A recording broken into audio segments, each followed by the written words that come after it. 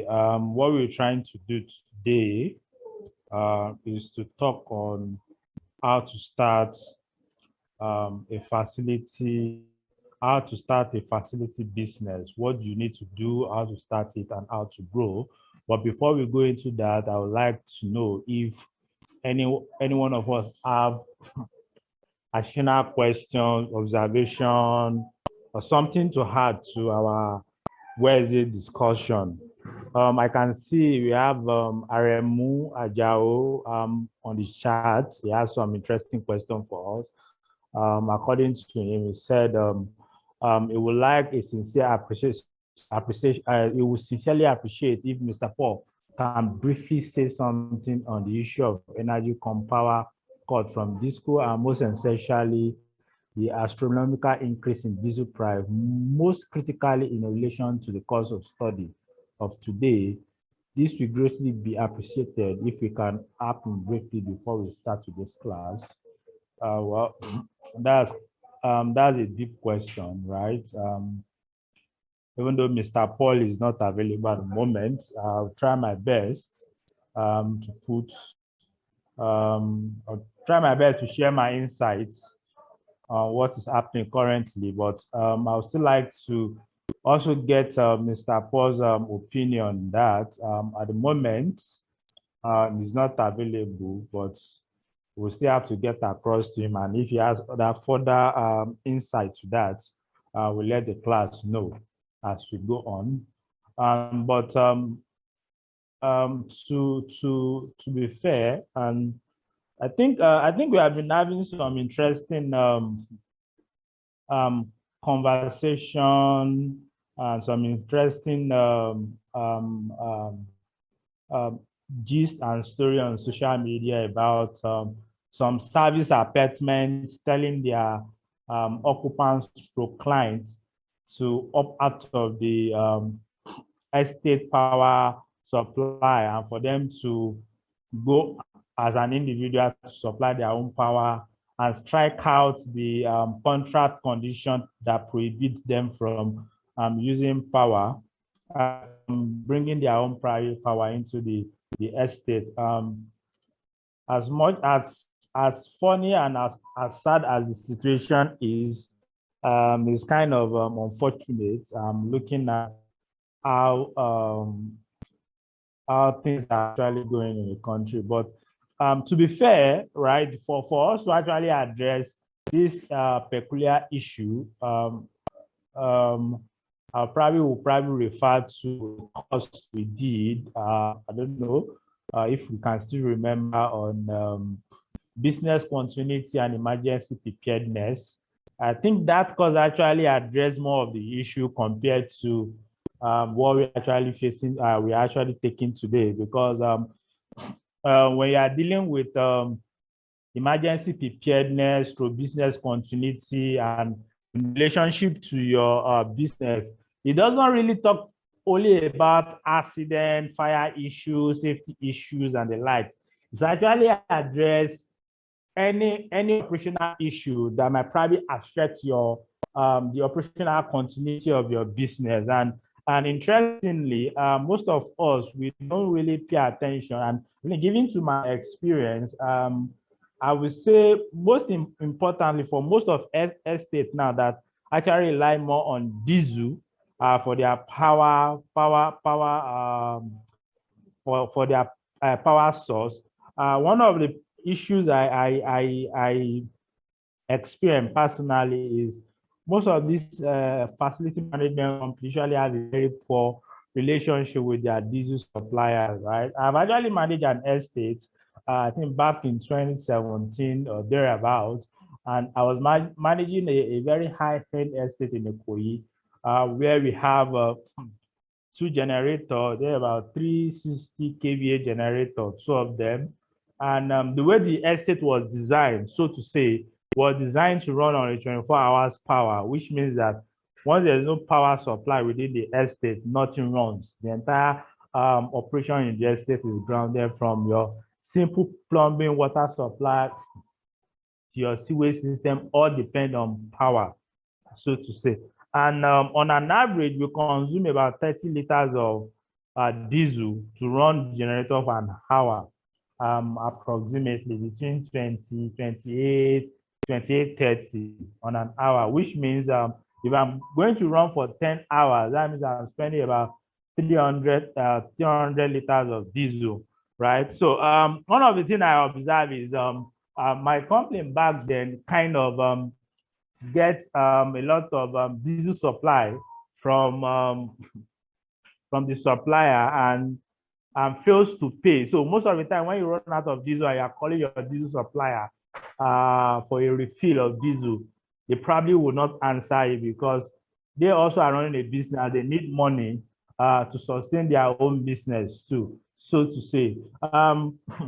Secondly, one of the things I kind of observe with most of these real estate companies is because most of them don't do what we call proper budgeting and fiscal forecasting, because if you are actually within a territory and you are running a business, you are supposed to consider a lot of factors that can actually influence your business. For some of us, we have been running facility for some years. We are not keeping track on most of our data and how prices has been changing from the naira frontier to the dollar frontier. We are not keeping track of this. I understand that the current price is kind of crazy, right?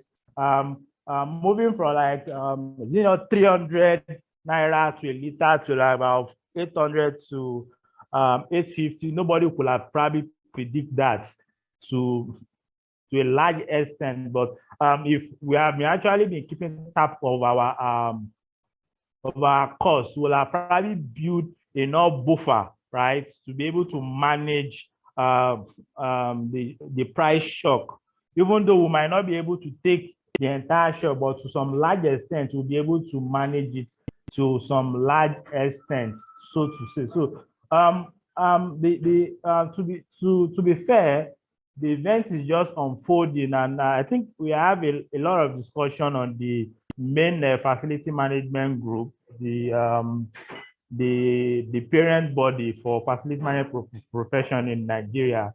There has been a lot of ongoing discussion on that front, and a lot of plans to actually establish a webinar to get some of our experienced facility management professionals to come on board to discuss way forward on that. I probably would prefer to actually defer further discussion on that point until where we have a more concrete information on the best way forward.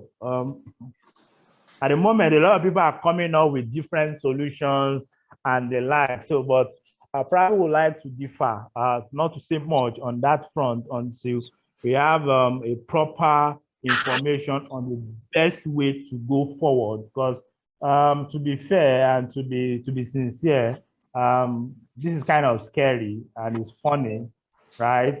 You don't have NEPA at the same time. The cost of diesel is just crazy. So you are more like you are beating at both front. You are more like you are in between the devil and the Red Sea. So share that option is not even an option in the first place.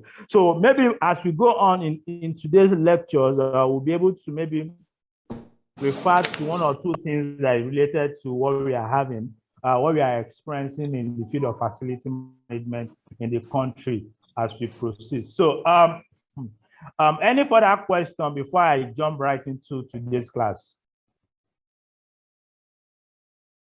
Can you all see my screen? Yes, please. Yes. Okay, so let's just move forward.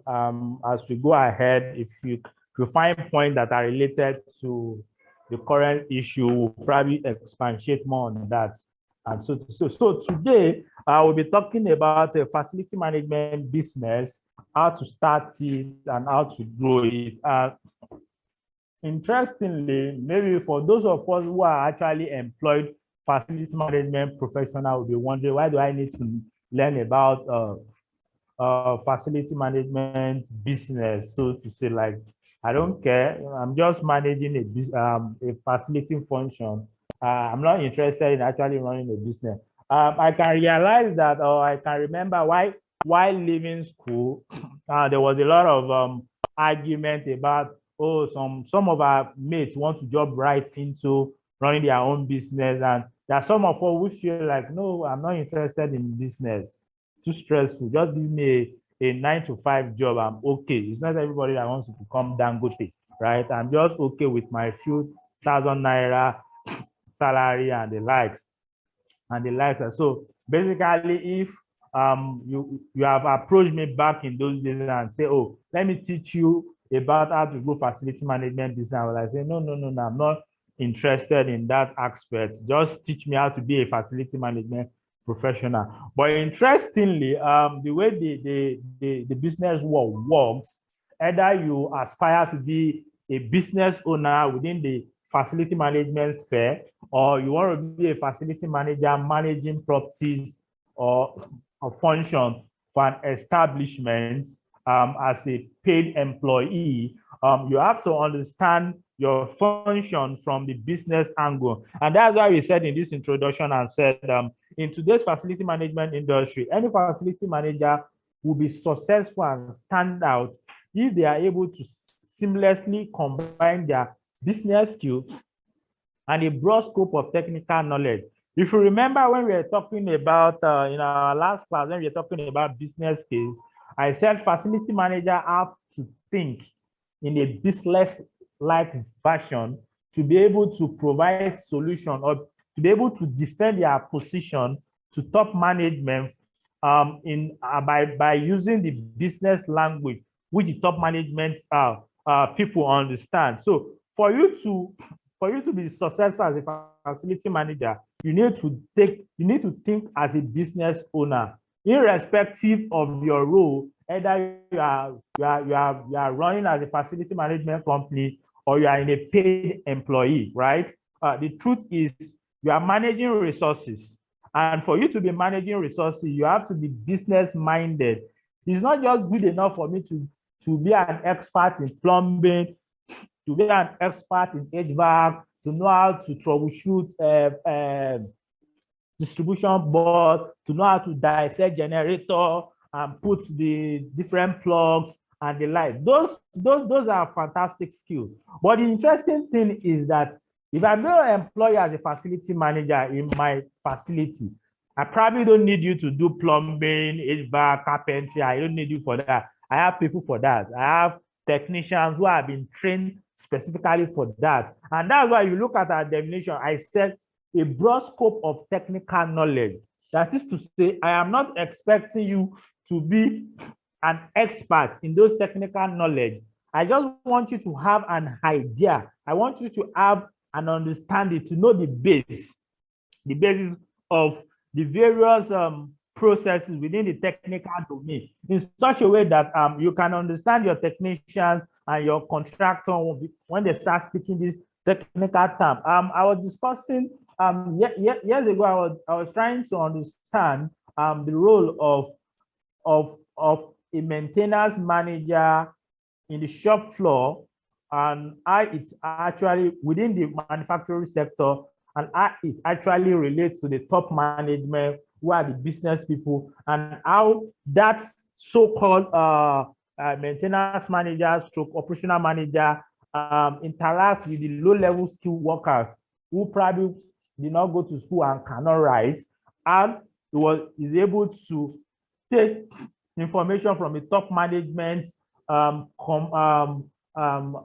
is able to interpret those information in the language that the technical people understand, and you can take feedback from them, from the language they understand, and refine that, and you can communicate the same value or the same information to the top management. So as a facility manager, you are more like a conduit of information, where you can take information from your technical people, given the fact that you have a broad scope of knowledge in that technical domain, and you can convert those technical information to a business information or to a business language and communicate to your clients who are probably interested in the naira and kobo of what is happening, right? Your technical people are talking about chiller, compressors, and the likes. your top management or your client is like, yeah. What is the Naira equivalent of what they are saying? What is the impact? What is cost impact to me, right? So you can take that information based on your non-technical knowledge and your business skill. You can communicate that to them that, oh, for this chiller that is having XYZ fault and they need to do XYZ, the financial implication on your business is this, the operational implication on your business is this, if we take this option or if you take this decision. So as a facility management professional, it is very, very key for us to combine a business skill and a broad scope of technical knowledge for us to be really successful. And like I usually tell people, as a facility person, if you want to move from that low-level facility, which is more of operational, day-to-day operational, to the big boys table, so to say, right? You want to be on that table where decisions are being made. You have to harness your business skills. You need to read books on business strategy. You have to read books on finance. You have to read books on communication. You have to read books on leadership and strategy. Those are things that let you see things from a system perspective, right? You can see, you'll be able to see things from a bigger picture, right? So if you have a chiller problem, for example, you're not just focusing on the chiller problem. You can see the chiller problem and you can see the bigger and how the chiller problem actually affects overall business operation or the business objectives. So in other words, it is not enough for an FM to have to be technically savvy, but rather the ability to understand the importance of facility management to the business organization and the operation, while also learning strategy for internal marketing as well as external marketing. So this course will furnish participants with the nitty-gritty of business world in relation to facility management as a professional. Like I said, most of all, because of the complexity of our day-to-day work as a facility management, most of us don't really have time to really pick books and read. But see, I can tell you, given my years in the industry, if you don't read books, right, you can't grow as a facility manager, because the information you need are actually in books. Read business books, read finance books, understand cash flows, understand financial statement. You should be able to pick your company financial statement, read it, understand, interpret it, understand your company financial position, right? Because those information will actually help you when you're actually building business cases to defend your position with respect to your organization. So moving forward, so facility management business area of interest. So basically, when you want to start a facility management business or business in general, you have to understand how to start the business, so to say, right? And there are several steps you need to undertake for you to actually start a business. So, but I would like those also in paid employment to also pay interesting attention to what we'll be discussing today, because interestingly, nobody knows tomorrow, right? You can be in a paid employment today, and tomorrow you find yourself with a fantastic business idea within the facility space, and you probably feel like, yeah, it's time for me to actually move out and start my own business. Or probably you find yourself in a paid employment working with a facility management company, and you are in charge of running operations, or you are in charge of running third management level activity within your organization. So it is very important for you to understand the entire business flow and for you to be able to be successful in your operation. So how to start a business? First of all, you're supposed to have a business plan. One of the key areas I will want to emphasize on is not just good enough for me to have a feeling that I want to start a business. It's very important for me to know what kind of business I want to actually get myself into, and for me to have a business plan. Interestingly, a business plan doesn't necessarily have to be an encyclopedia of information, no, one gigantic book of information. It can actually be a 2 or 3 pages of a Q&A section where you ask yourself a series of questions and you provide answers in relation to the business you're trying to do. You're expected to do a market survey to be able to understand the market landscape, to be able to understand the marketability of your idea, the feasibility of your idea, and the like. You're expected to do a business registration. Most of these points, we are still going to expand on them as we go along. There are legal and regulatory compliance you're supposed to comply with. You have a professional business membership. There are business success principles. You're supposed to understand the facility management market landscape. You have to understand the scope of facility services, because facility management business is a service business. Basically, you are rendering services to your clients. So you have to understand the various type of services you can offer to your clients as a facility management business. You have to understand the facility management market segments. Who are in the market? Who are the players? What is the market like? What is the trend in the market? Where is the market going? Where is the market? What is the current condition of the market? We have to understand the different type of facility management contracts. So moving forward, so how to start a business? Most of the things we'll be discussing here will actually apply to most business, but even though our focus here is on a facility management business. Step to successful launching your startup or business idea, so to say. Like we said, you need to develop a business idea. When I say you need to develop a business idea, most of the time when you have a business in your head, probably 1,001 people are actually having the same business idea in your head, right? So it's not just enough for you to have the business in your head.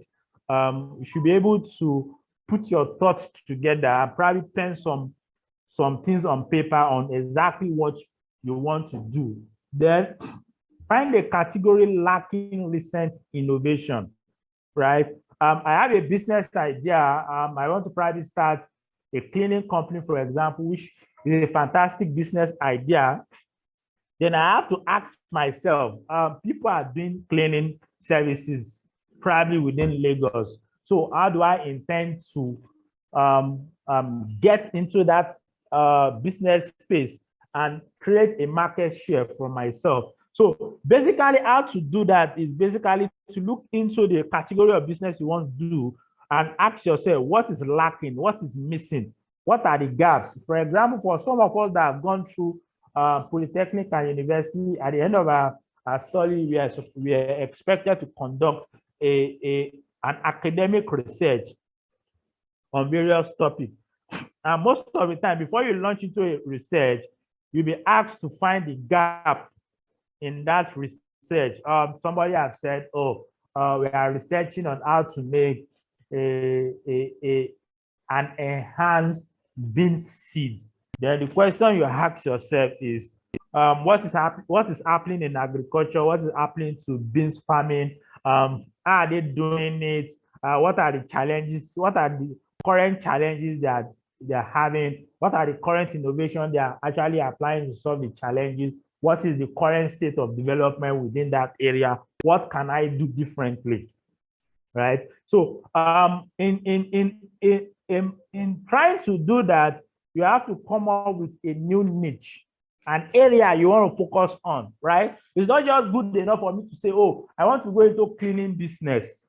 What kind of cleaning business do I want to go into? Do I want to be cleaning offices, or do I want to focus on drainage cleaning? Do I want to focus on rug? Do I want to be cleaning cars, like a car wash and stuff like that? So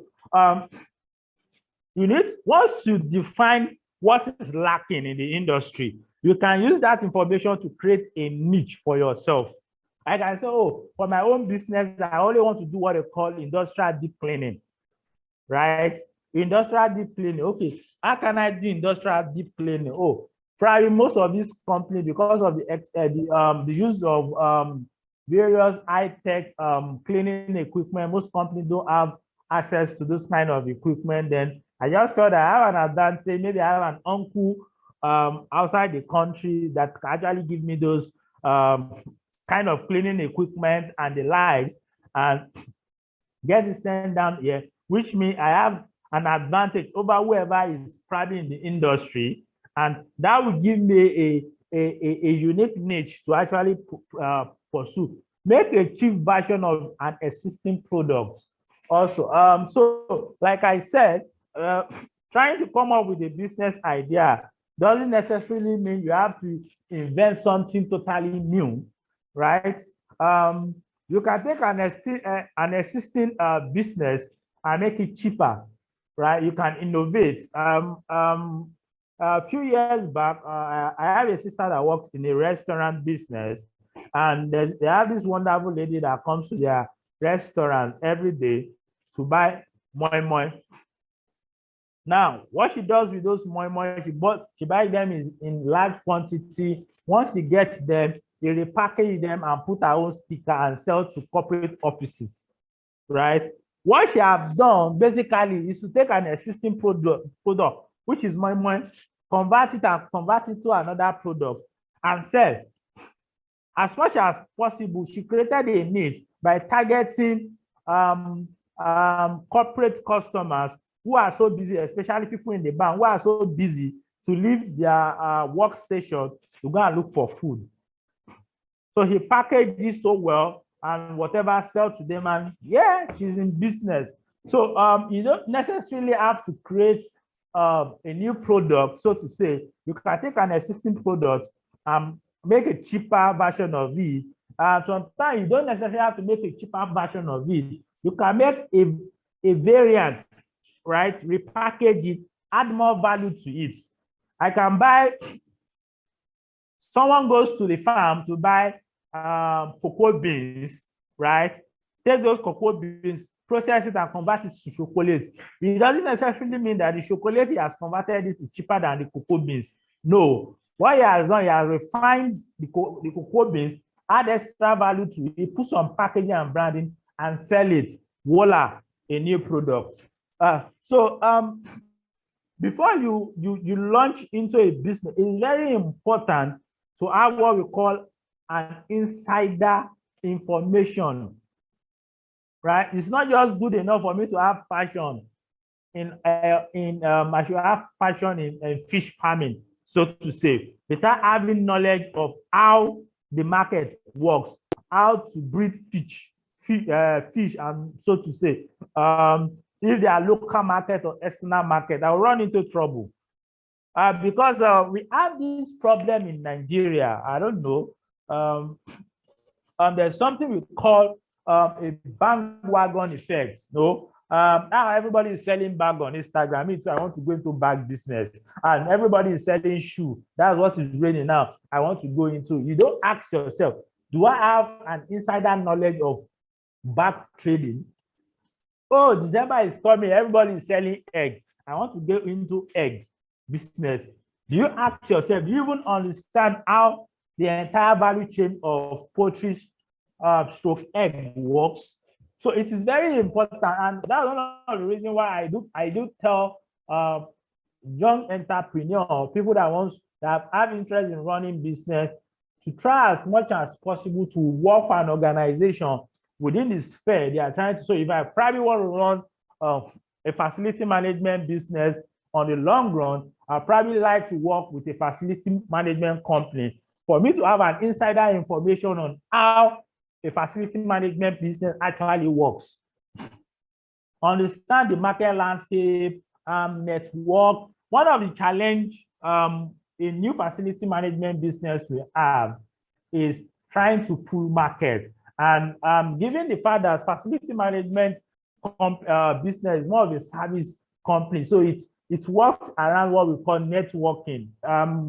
Back then, when I was starting my career as a facility management professional, I worked with this wonderful company, and one of their accounting staff, because they have worked for the organization for over some years, and they have been seeing how the millions are coming in and going out, and he felt like, me too, I can do this business now. He wasn't in the operational end, he was just in the finance end, computing figure and the likes. And instead of asking questions and the like, he just resigned from the company and starts a facility management business in one of his apartments in Lagos. And for the first 3 years, when the last time I visited him, he doesn't even have a single client. It was done on him that for him to have a client, he actually needs a network. People have to understand, people have to know you for something, right?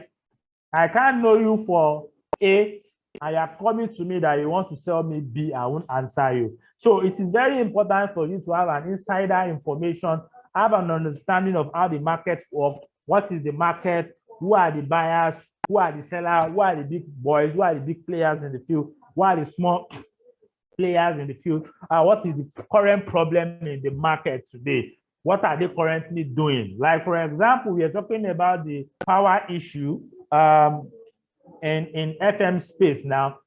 Is an interesting problem, right? So if probably I want to go into a facility management business tomorrow, I probably will be focusing on how to solve the power problem, right? Especially for the service apartment people. What can I do different? Now we understand in Nigeria that our national power supply is not reliable, and you can wake up tomorrow and diesel can be 1 million per liter. So the two fronts are not reliable. So what else can we do? Can we go into renewable energy? Even though we know that renewable energy is extremely expensive now, and it's also not that reliable. So what can we do? Can we kind of create a kind of a mixed system that uses both NEPA, diesel, and renewable like solar and the like? Can we combine them in such a way that we have a balanced system? So those are probably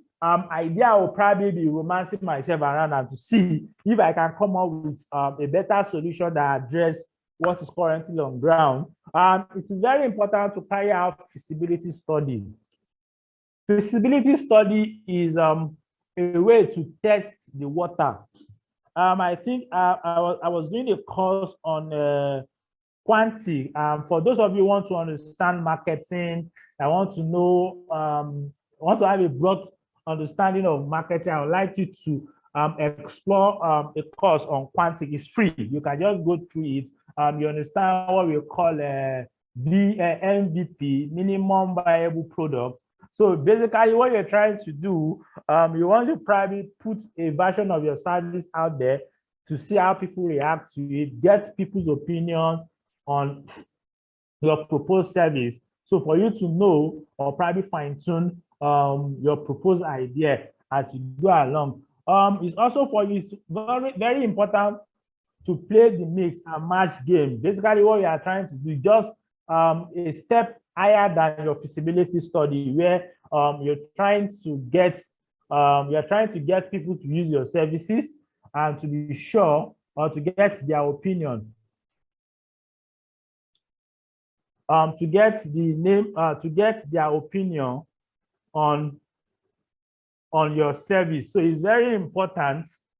It is very important for you to test run your idea with the market so that you'll be able to know if the idea is working, if there are areas for you to tweak, if there are things you need to consider, if probably your initial hypothesis or theory is false and you need to adjust. So moving forward, so if you look at the picture we have here, we have what we call business concept. There you have several factors you need to consider: your target customer, your product, your value proposition. When you say value proposition is the value you want to sell to your prospective customer, right? You are coming to me for a cleaning job, right? The cleaning is the service you want to give to me. But what are the value am I going to derive from your cleaning? You want to clean for me. So what is the value with that cleaning do for me? That's your value proposition. You have to look at your delivery, your distribution channel. How do I get my service across to the proposed customer, right? We are talking about positioning. How do I position myself in the market to get enough visibility? So those are about 5 factors you have to consider when you are coming up with a business concept. So moving forward, still on continuation on how to start a business, like I said, we need to write a business plan. And like I mentioned initially, a business plan does not have to be an encyclopedia of plenty English, right? It's not a final year thesis or a PhD thesis where you have to write volume upon volume upon volume upon volume of books, right? Your business plan can be as simple as a 2 or 3 page write-up. And basically, like I said, a business plan is just a series of questions that you try to provide answers to, right? You want to ask yourself, what industry am I in? You have to identify the kind of industry I'm in. Or I'm into the cleaning industry, I'm into the HVAC industry, I'm into facility service industry, or I'm into the tailoring industry. You have to know the kind of industry you are playing in. What do I need to know about this industry? What are the information you need to understand about the industry? Because you can't play in an industry you don't know anything about, right? Somebody just probably picked me today and dropped me in Ghana, bam. I don't know anything about Ghana. I don't know anything about Ghanaian. How do I function? I don't even know my bearing. So it's very important for you to understand the kind of industry you are in or you want to function in. What are the gaps I see in the industry? Like I said, when we are discussing about business idea, I said it's very important for you to understand what is happening in the industry, what are the challenges they're having in the industry, what are the gaps. The gap provides information for the current opportunity in the market. And like I said earlier on, the power issue we are facing in facility management is an excellent problem. And it provides a wonderful opportunity for those who can see it to venture into facility management business while focusing on power. So understanding that power as a service in facility management is a gap we are still struggling as facility manager to provide solutions to. So for those of you who are skillful or who have experience in this area, is an area we should start looking into and see how we can create solutions for the various clients and sell as a solution to the industry. It's also very important for us to, how can I use my knowledge to close the gap? Like I said, the power issue is a gap in the facility management industry. And for those of us who have knowledge about renewable power, how to create different kind of power, this is a fantastic opportunity. For those of you who want to, like, I can remember back in those days when I was in Standard Chartered Bank, the bank was considering a solution where they can do away with their generators and buy power from a nearby power plant. I think I remember back there, there are some estates on the island where an entire estate buys their power from a nearby power plant, and they have 24 hours live. I don't know if they rely on diesel to do that or so, but I guess there are portable gas generators that we can probably introduce into this apartment service business, where maybe 1 or 2 estates can come together and buy some of these GE gas generators to power maybe a chain of estates. Is quite cheap. Given the fact that gas is not that cheap also, but is more reliable compared to diesel, so to say, and you don't really need to have a gas power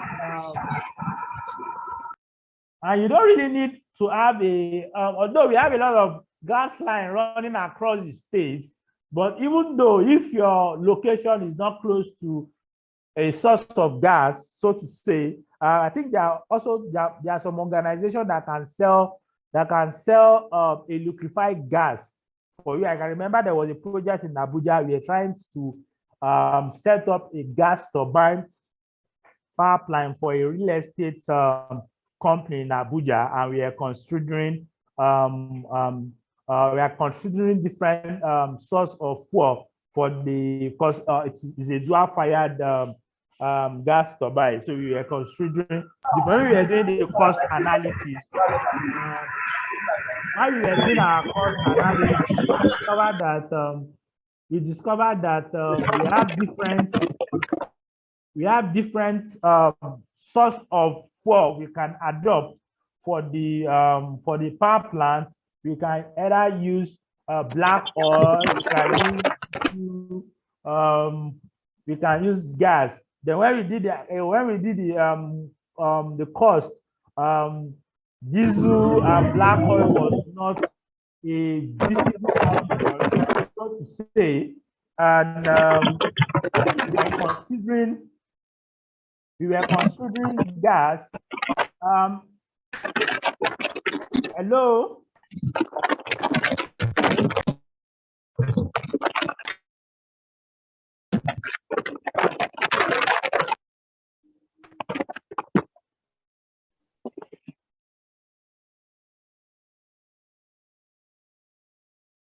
So we were considering different options, so to say, but one of the best options we had to consider was gas. But the challenges we have is, as at that time, there was no gas outlet around that particular location for us to tap gas supply for. But while we were doing our research, we discovered that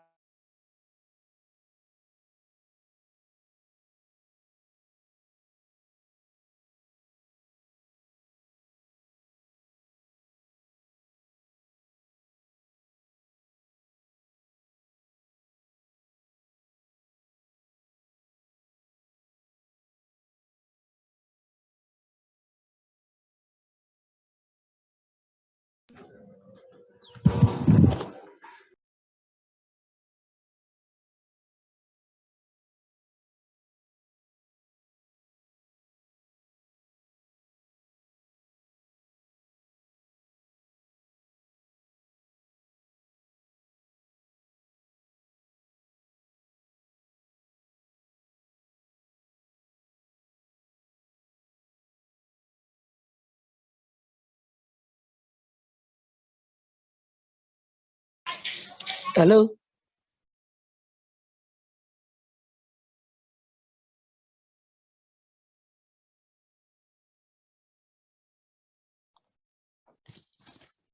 Hello. all right, we are back. Sorry for the break in transmission. I guess it was the internet. As I was saying, for that particular scenario, we were able to discuss with the liquefied gas company and see how we can come up with an optimized solution. So I feel, in my own humble opinion, if you have a chain of estates, probably cluster up in a given location, they can probably pull resources together and see if they can invest in something like that, right? Get a gas generator that is probably big enough to power their entire estate. See if they can look for a location where they can have a partnership with some of these gas companies and see if the ROI on that kind of investment will make sense on the long run. Those are some of the things we can actually look into with respect to our part. So I'm probably giving you business ideas you can actually look at, and you have to pay me consultancy on the long run. Anyway, so going forward with respect to our business plan, like I said, how you have to look at how you can use your knowledge to close the gap you have identified. You have to ask yourself, when can I start, and what are the processes I must go through, right? It's not just enough for me to say, I want to start a business. I have to understand when is the appropriate time to start, and what are the likely processes I need to go through. These are things you need to pen down in your business plan. Moving forward, I need to know the financial implication of my business. How much will I need to start my business? Do I need ₦1 million? Do I need 10 million naira? Do I need 20 million naira? And so to say. So you need to do your financial calculation to know exactly how much you need. And this has to be penned down in your business plan. Who are my first customer? And who are my first customer? You have to understand who are your target markets as a business entrepreneur, as a business person. So basically, like I was saying, if I probably want to go into the business, into the power business, my first customer would be organizations that are running service apartments, the Airbnb kind of business. Those will probably be my target markets, right? I probably will look for where we have clusters of this kind of apartment, probably on the highland, and I'm probably going to do some calculation and see if the capacity they have justify the kind of investment I want to run into. Also, you want to know, how will I reach out to this customer? What is your distribution channel? How do you get the attention of this proposed customer? These are things you need to pen down in while you are writing your business plan. Point number 2 talked about how to register your business. For us in Nigeria, we know registering a business, we have to go through what we call CAC. I'm quite sure a lot of people knows about CAC, right? They are the Corporate Affairs Commission. They are the one that handles the registration of business in Nigeria. While you are doing your business registration, you have to also complete a tax registration form, because as a business, you need to have a tax number, because that will help you with your tax filing and documentation. You need to obtain necessary licenses and permits. It's very essential, because when you operate in an industry, there are certain licenses and permits that allows you to operate in such industry. Well, acquiring offices is not really a yes answer or a no answer, depending on your level of operation, right? So it's not always mandatory that once you start a business, you need to get an office right away, right? I can remember back in the days when I was doing my IT, I have this wonderful civil engineer that runs a construction business, right? He helps different organizations to manage the entire construction business. And funny enough, my wonderful guy does not have a physical office. He has this pickup. The pickup has all his documents and everything. It's more like a mobile office to him. He has a laptop, so anywhere he goes to is his office. And the reason why he's able to do that is because as at the time he was running, he doesn't have a fixed staff.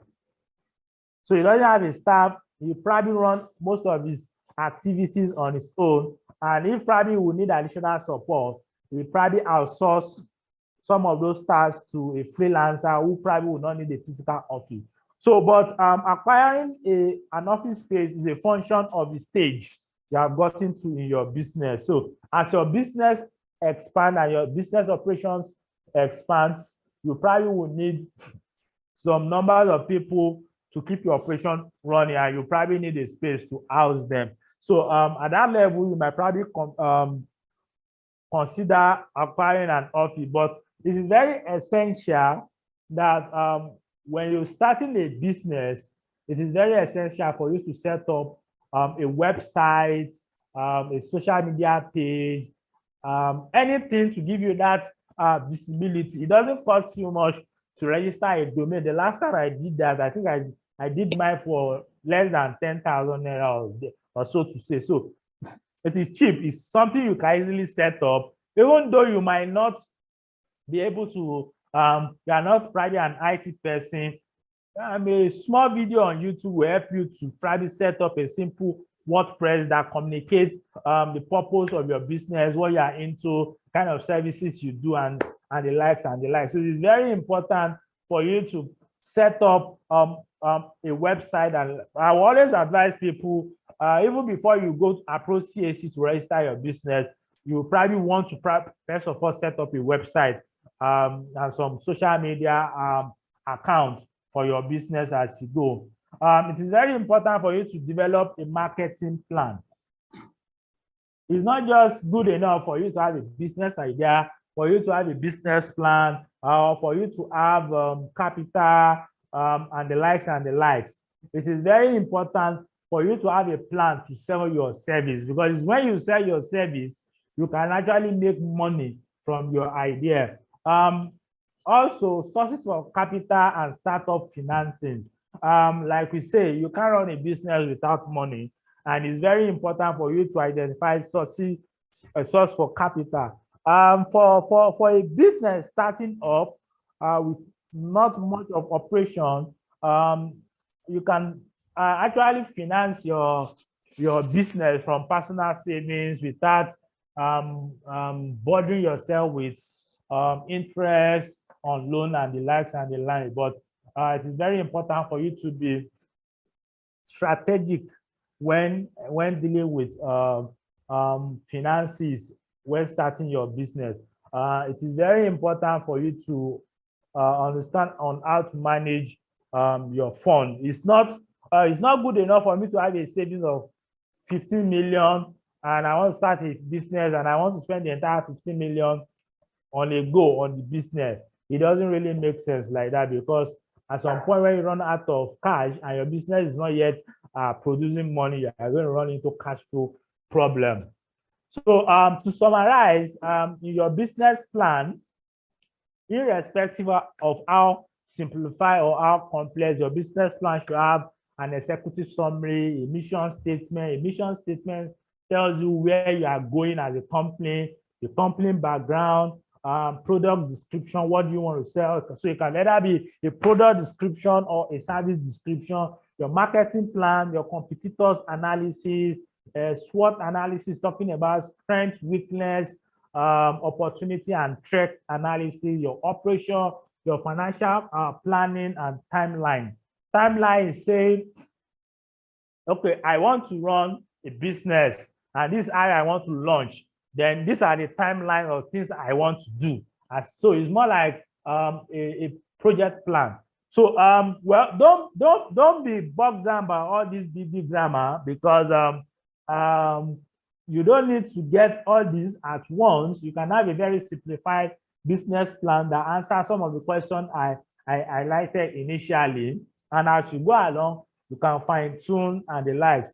Except probably somebody is willing to give you 100 million of naira and say they want a detailed business plan.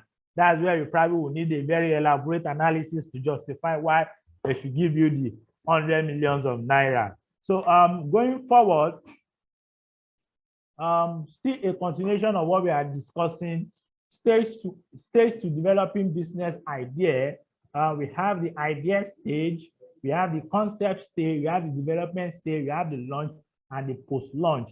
Idea stage is when I have the business idea in my head, like, oh, I want to go into power business for service apartments. It's an idea. Then it becomes a concept when I pen out down my model. How do I want to approach the power situation? A concept is like a prototype, right? In engineering, we call it prototype, right? When probably if I'm an engineer now, right, and I want to go into a power whatever, I want to probably come out, have some few sketch and some few engineering parameters to define some of my boundary conditions or factors I need to consider or constraints on develop. So that is called a concept stage. A developmental stage is when I put enough flesh to the bone of my concepts, right?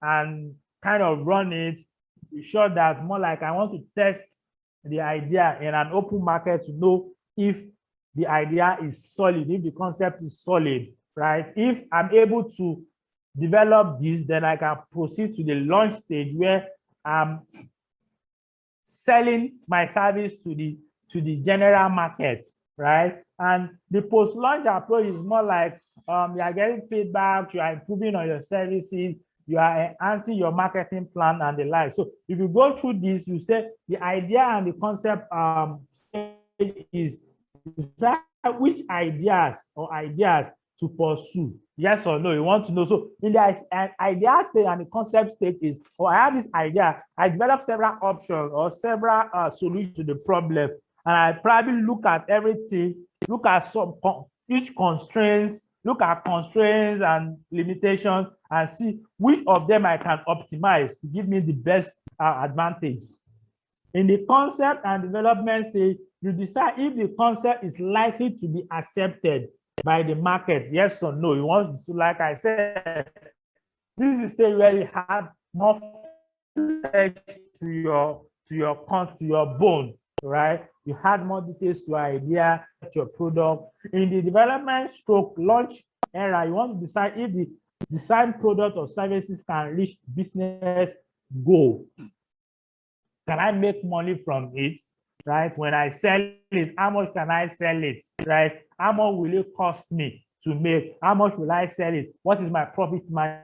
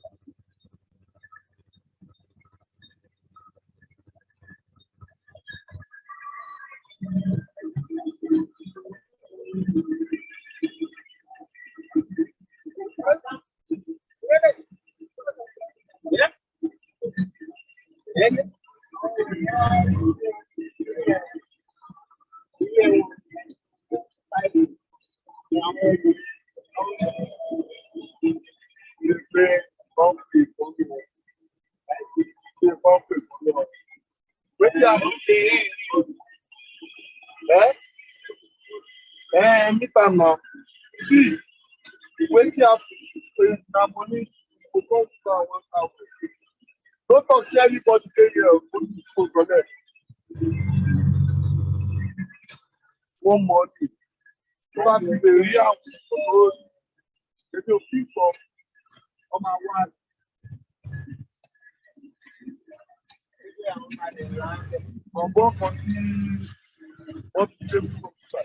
Sorry, Oga, we dey hear you. If you try put your voice down, I beg.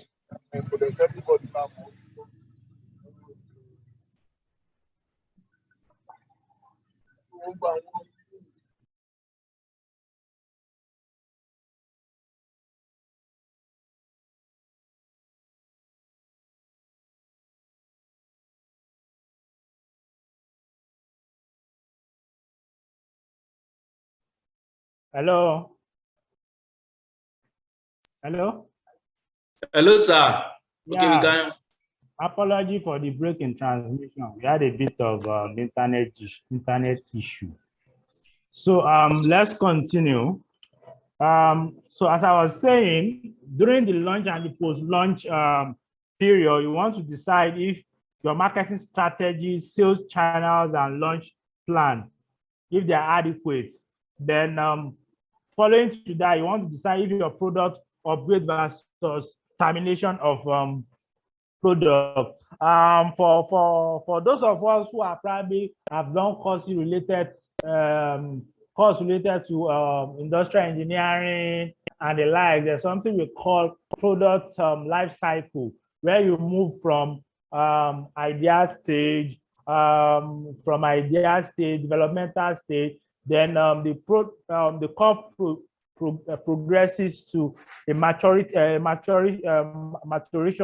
stage where your product is fully in the market, right? Everybody knows your product.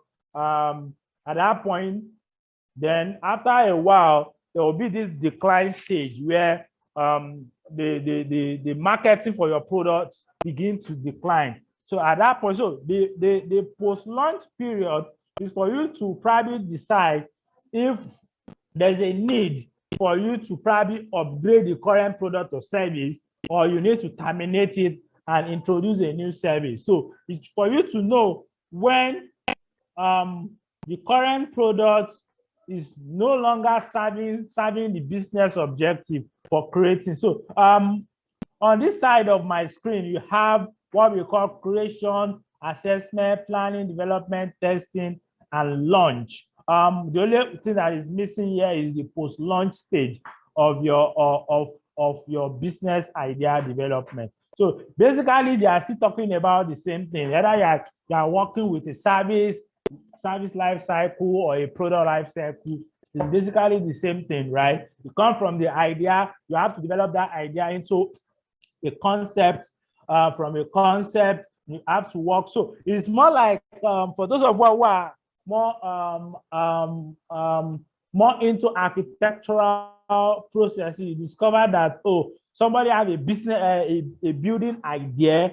From a building idea, it talks to an architect. An architect comes out with a concept of that idea. Once approved, they probably go into development to add more detail to the building, calling more expert, the structural engineering company, the M&A company. They put a lot of detail there. From that, you go into constructions and the likes and the like. When you are done with your construction, the building will be launched for the facility management people to come in with the operation and maintenance aspect of phase of the building, right? And we move into the post-launch, which is the operation and the maintenance part. So it's basically the same idea. So if you understand that analogy, you can understand how a business idea evolved from an idea through concept development down to launch and down to the market. Moving forward, so for us to actually develop a business plan, I would actually like, maybe at the end of our lecture, to probably share a sample of a business plan with us, so that for some of us who have not seen different ideas, we can probably leverage on that to fine-tune and develop our own business plan. And based on our last class that we are talking about business case, I promise to give you a template of a business case. A sample has been sent to Barakat. We are going to look at it and fine-tune it better before sharing it with everybody, so that when you go through the templates, there won't be any form of confusion and the likes. It's a very, very elaborated system template. And when I looked at it, I think we need to do one or two tweaking to it to avoid confusion. So basically, in your business plan, there should be a vision, right?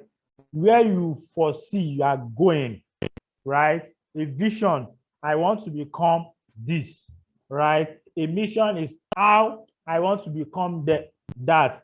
Then your team, your people, right? The kind of team you want to form, right? Oh, I need to employ an accountant. I probably need a lawyer for my business. I need to get technical people, your business profile, and your economic assessment are supposed to be part of your business plan.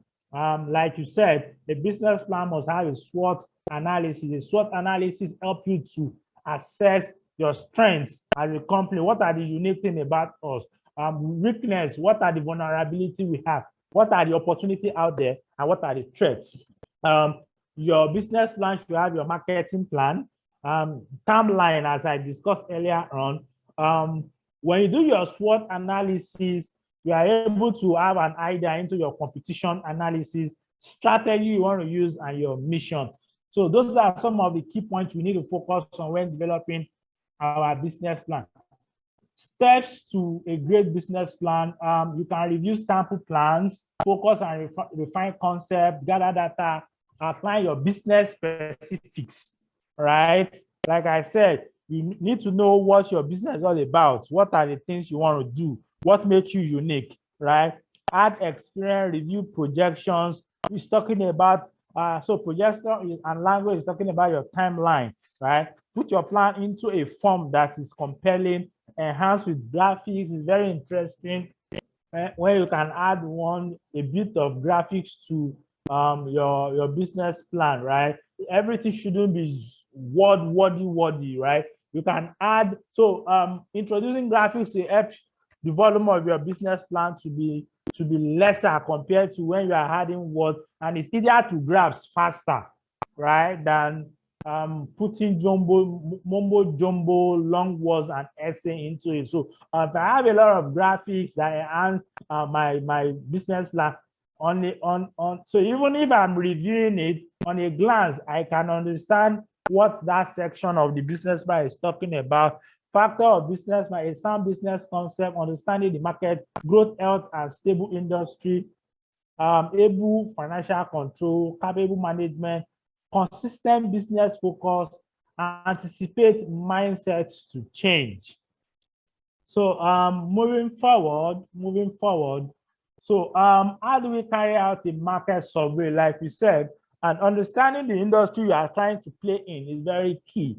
And one of the ways to understand the business, the industry, is to carry out a market survey. So your market survey can either be an informal one or a formal one, depending on the scale of business you want to introduce, or on the scale of data you want to get. So how do you reach the right market? Clarify the goal of your market survey. What am I trying to survey? What kind of information do I want to get from the survey? It is very important to have a goal or an objective for your market survey. Determine and define the nature and the essence and size of the market. Like we said the other time, when you are going to a business, you have to understand your market, you have to understand your customer, you have to understand the size. So if I'm probably, like I said the other time, I find this I find this course, something on marketing on this. I think I've forgotten the name of the course again. If I remember, I'll let you know.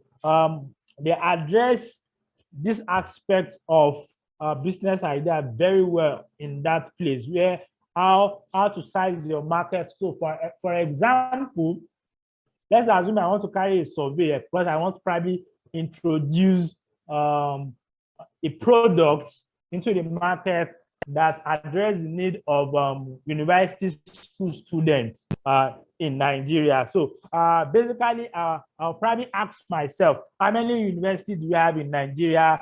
I put the data down, and I'll ask myself, do I want to focus on the entire Nigeria, or do I want to focus on a region, or do I want to focus on a state? And given the fact that I am in Lagos, I probably want to focus on universities in Lagos. Then I'll ask myself, how many universities do you have in Lagos? I know we have Unilag, we have Lagos State Universities.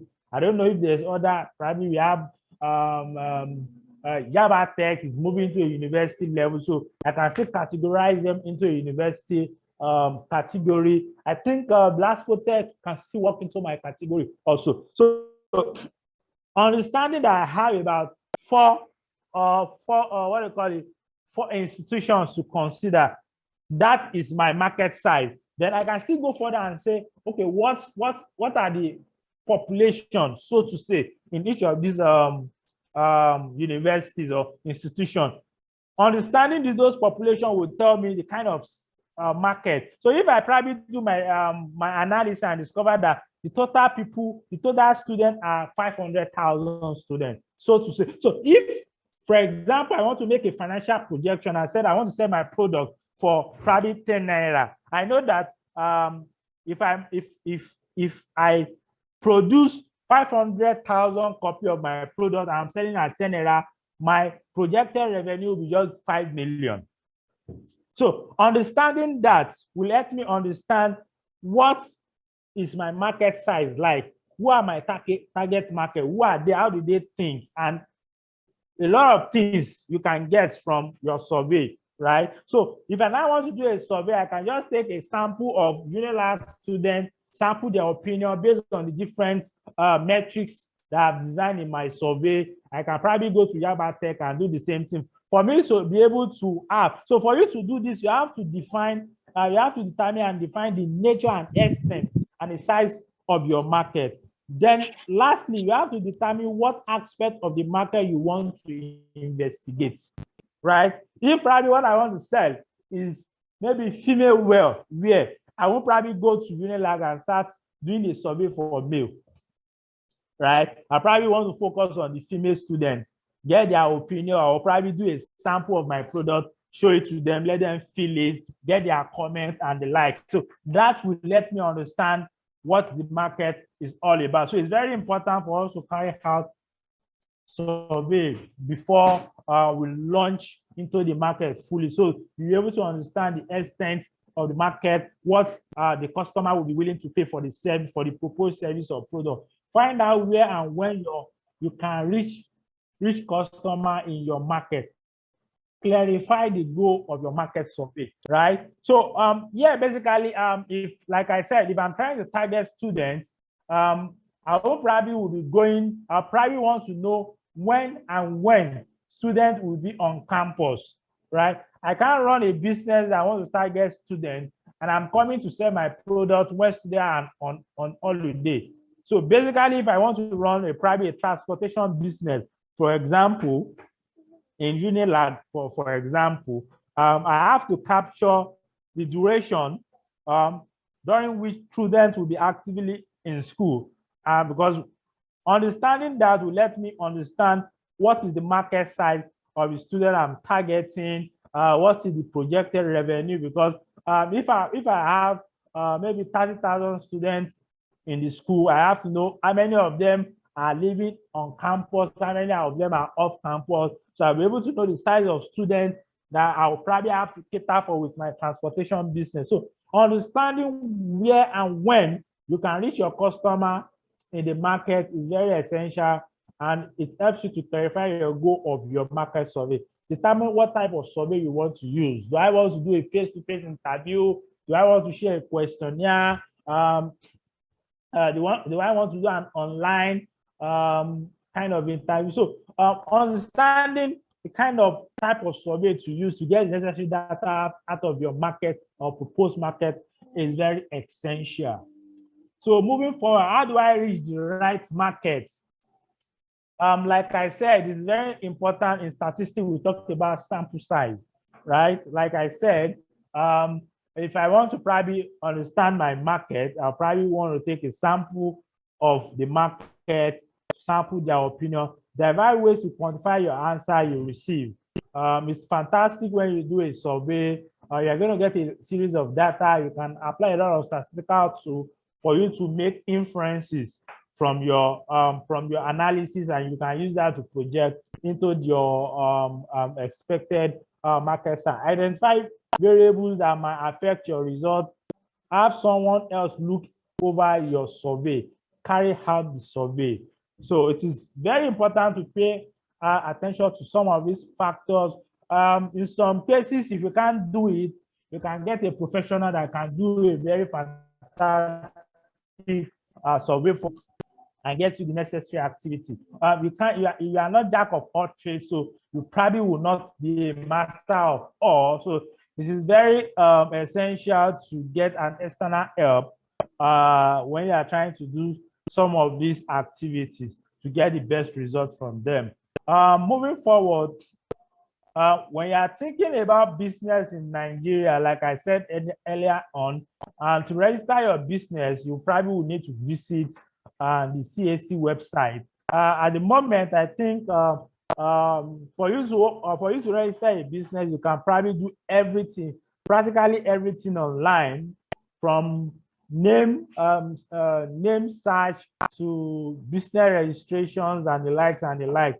Everything has properly digitized, so you can do everything through the CAC website. In Nigeria, we have different categories of business. So as an individual, you can just do a business name registration, which is very common with artisans and the likes. The business registration is more like I'm registering a business name, and according to Nigerian law, a business name and the owner are they can be used interchangeably, even though the names are different, but a business name and the owner are the same thing. So if I'm dragging an entity business name, I'm probably dragging the owner. We have another category of business called the private limited liability company. I think this one is very common, and according to the rule now, you can either have a sole proprietorship or have 2 to 50 people coming together to form this kind of business. In this kind of business, the business is standing as an entity on its own, and the owners are standing as an entity on their own. And given that the business can own properties, can own loan, and that probably will not affect the owner. That means the business can be liquidated and the owners will remain untouched. We have a public liability company, or what we call the publicly traded company. For some of us who are very conversant with SEC, the Security Exchange Commission in Nigeria, that manage the trading of stocks on the Nigerian Stock Exchange. So most companies on these are companies that have their stock publicly traded. They have similarity with private limited company, but the unique thing about them, they are publicly traded company, and they have much accountability to the public.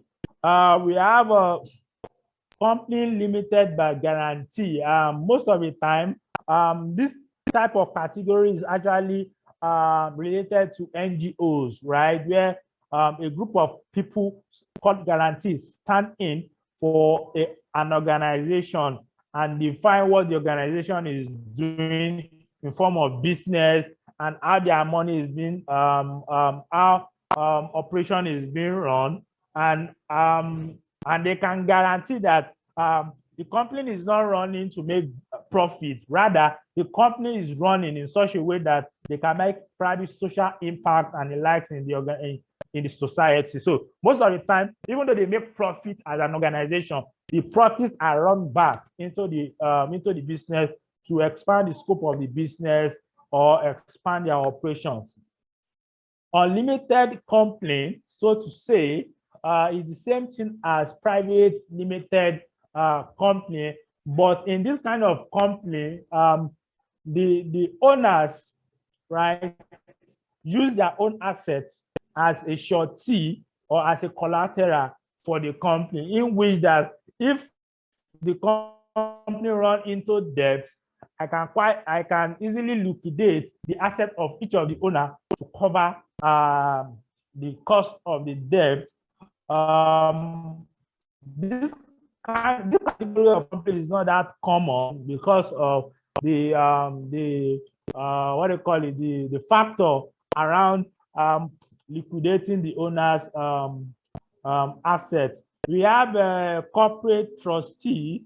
Corporate trustee is quite similar to the company limited by guarantee. Also, they have a bit of similarity too, but corporate trustee are more related to social gatherings. For example, these social associations and the likes. So if you probably want to register a social club, so to say, with CAC, the category you'll be put into will be a corporate trustee kind of company.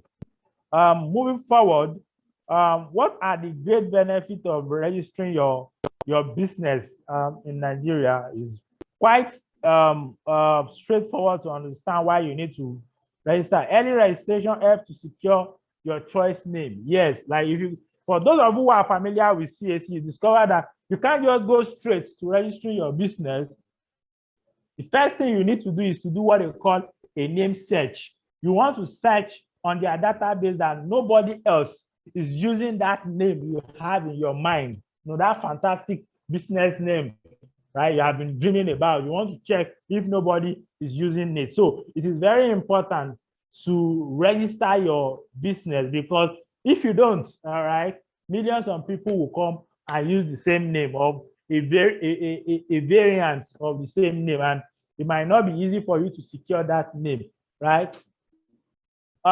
Registering your business is also social level of seriousness and authenticity. For some of us who buy things online on social media, Instagram, and the likes and the like, if you probably want to approach a vendor, understanding that the vendor is well registered with CAC, give us this level of confidence in the vendor, and you probably want to trust your money with the vendor. So this is very essential, because when we register our business, a lot of people who have confidence in the service we are providing and more trust or more confidence in the business we are running.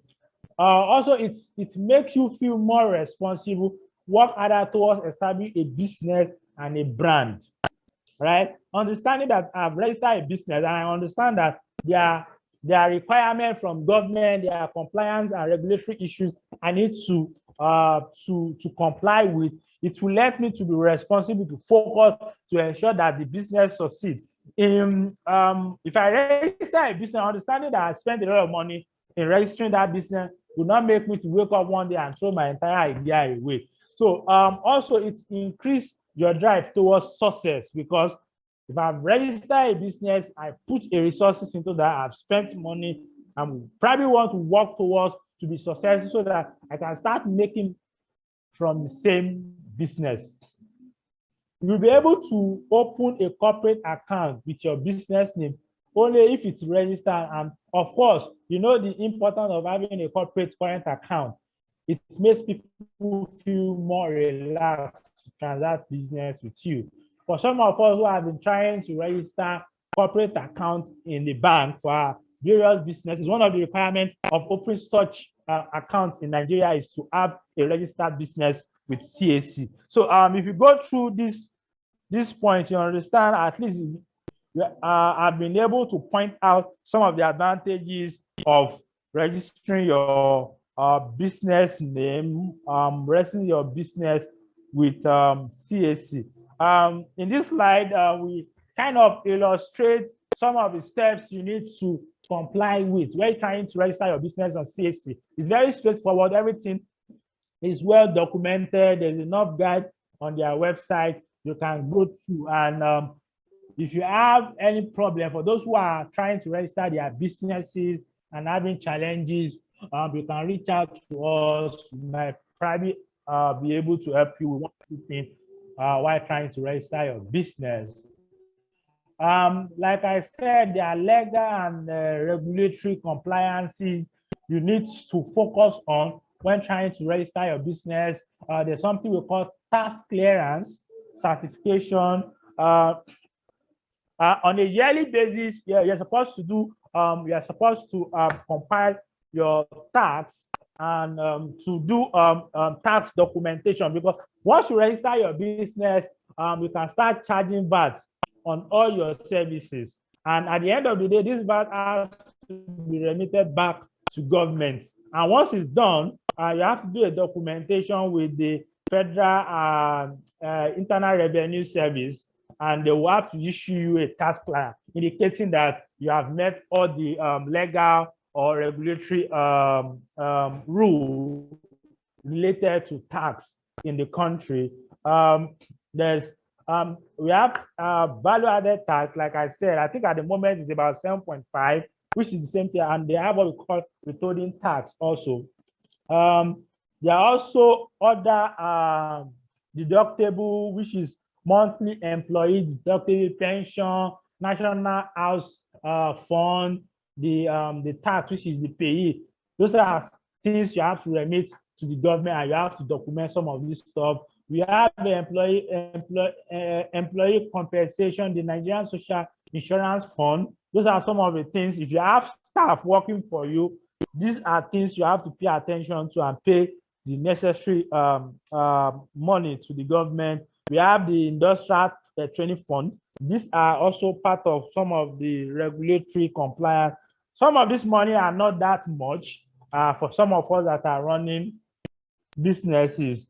For those of us that will be running businesses within the oil and gas sector, we need to get DPR and NIPEX certification for you to run.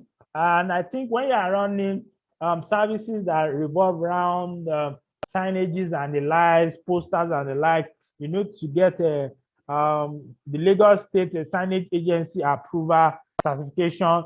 There are other local government permits and levies you need to pay. So you need to pay attention to some of these things for you to run a successful business. For some of us that are into importation and export business, we probably will need to visit SON.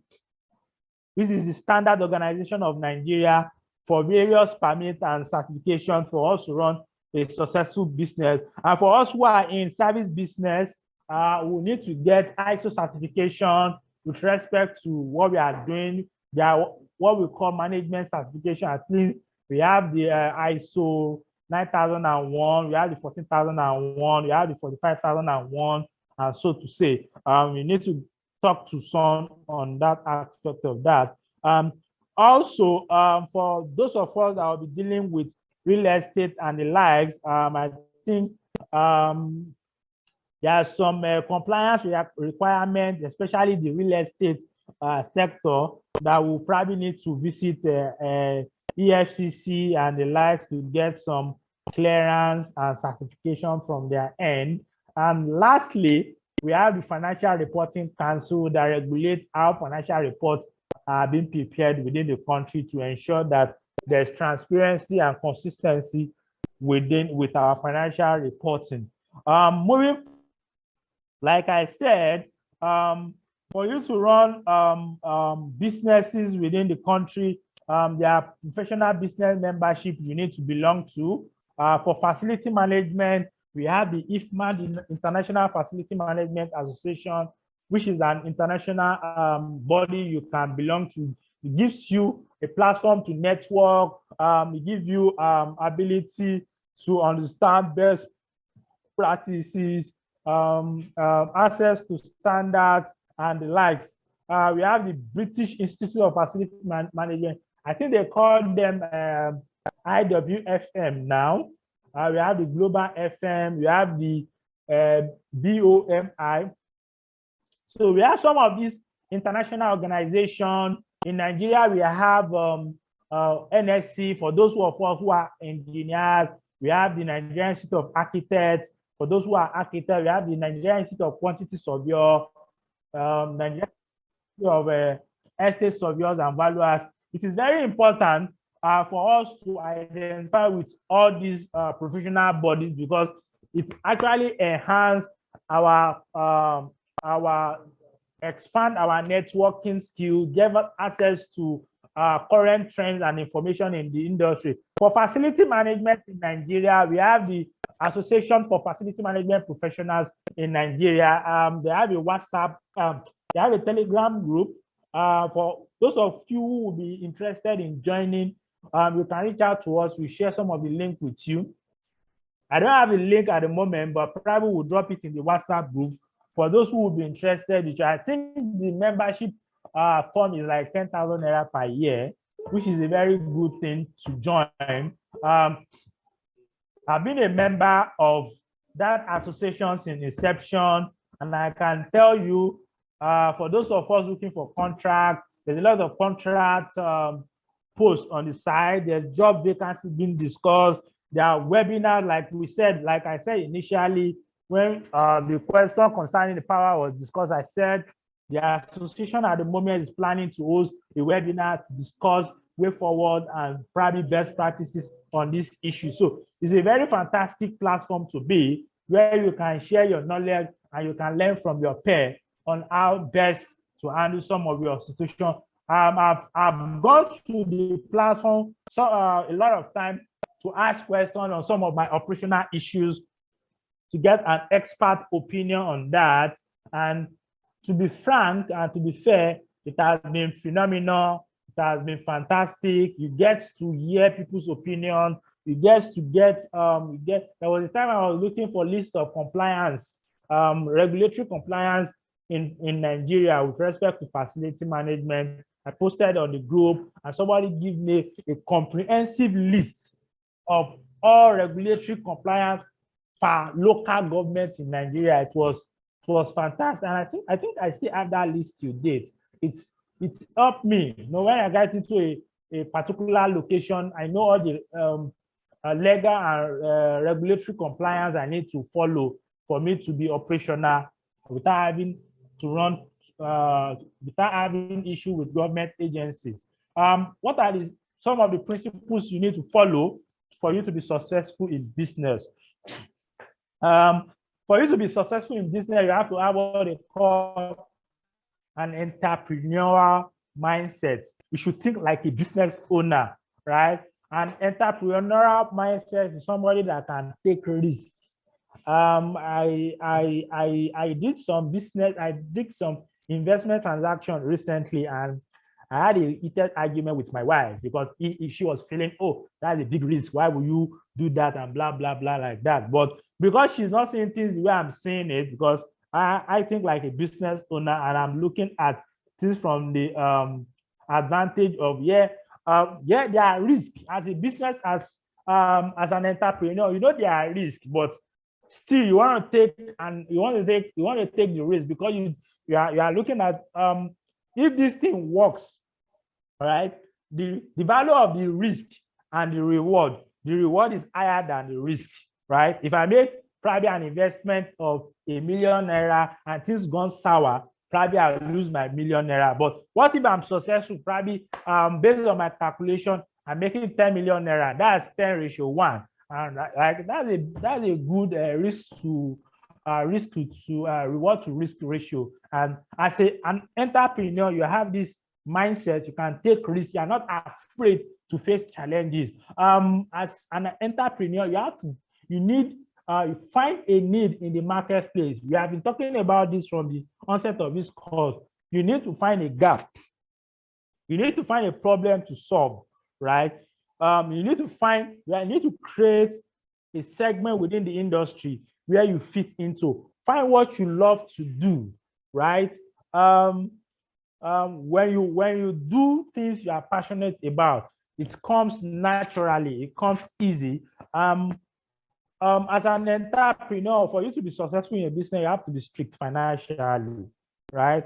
I remember when I was advising my friend when he wanted to start this my consultant business in agriculture, and I was telling him, I said, today, daily basis, you have to itemize what you spend money on, and at the end of the day, you should be able to reconcile. Then I said, separate your personal finances from your business finances. Don't mix them together.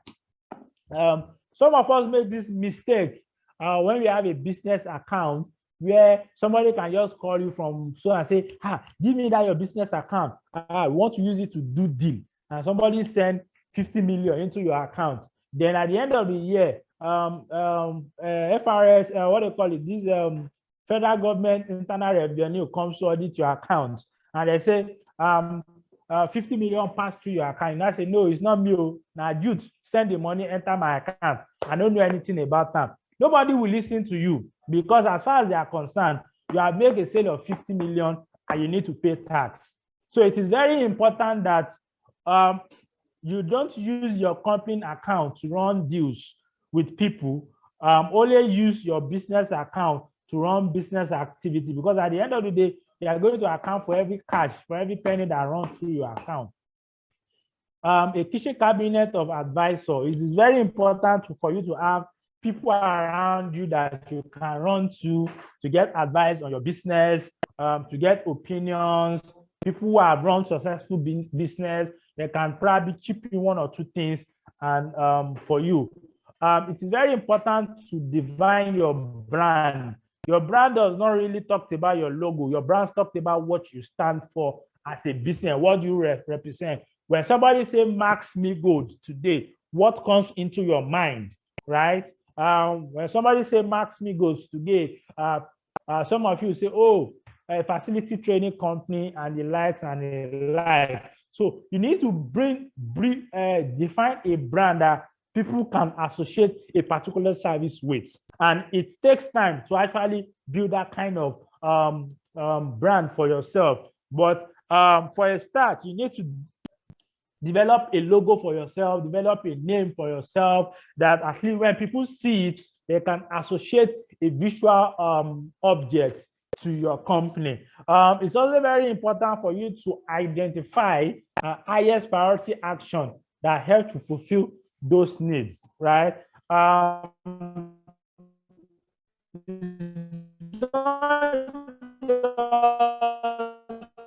Like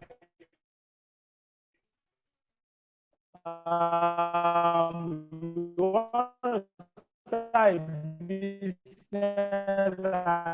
you want to do double, you can't just work, right? You want to identify and separate those one from action, and you want to dedicate those low priority things to other people to do while you focus on those high risk or high stake action for you to optimize your time and resources. It is very important for you to structure your business in such a way that it maximizes profit. The whole idea why all of us are in business is to make money. I don't think anybody is in business to do charity when you are not. And even an NGO company is being set up to make business, because when they make business, they have more fun to roll back into the business and they can sustain whatever vision or reason for being in business in the first place.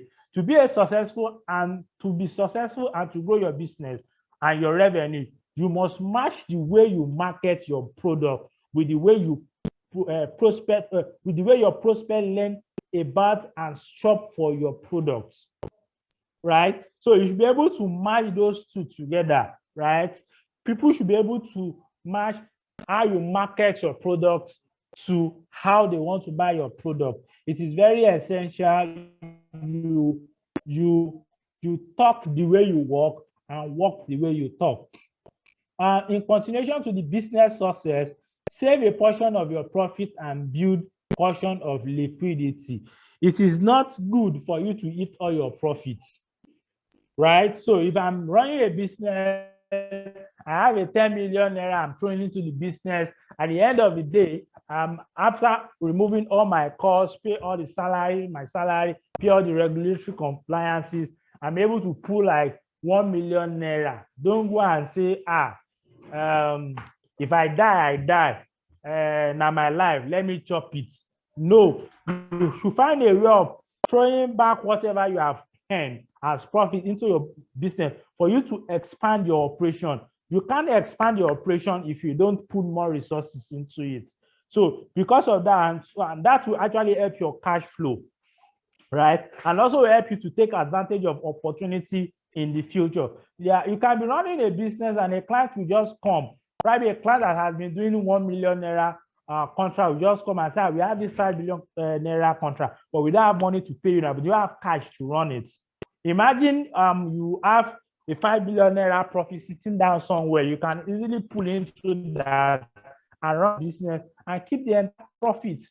But imagine you have to run to probably a loan company that probably charge you 32% interest rate on the money you are collecting, and you run a business. Maybe at the end of the day, you are making 33% as profit, which means 32% goes to the loan company. You're only making 1% of profit. So it's always important for you to save a portion of your profit for you to build a portion of liquidity. Liquidity is that I have enough money somewhere that I can easily call into in case I need it.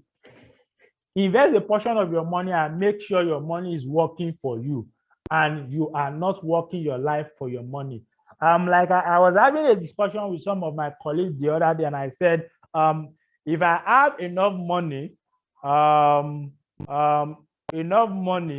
probably take my money, build some houses, and I will stay there. I'll probably rent it out so that I can bring in more money for me, and I'll probably use that money to rent an apartment somewhere or whatever. But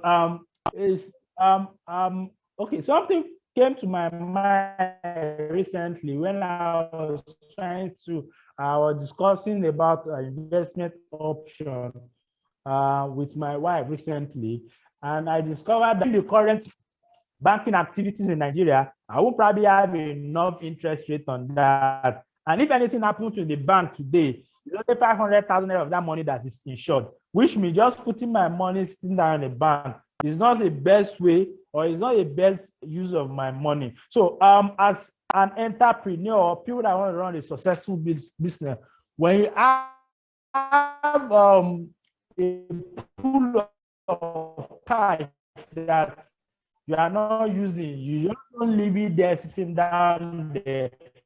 Try a way to use that money to take money. So why the money is not being your business, there's something that can be more money for the future. There are a lot of investment opportunity within the banking sector. I think there's mutual fund used to kind of put your money into act and putting more for you that you can follow up in the future. It is very important to communicate. Sorry about that internet issue. So as I was saying, can you all hear me?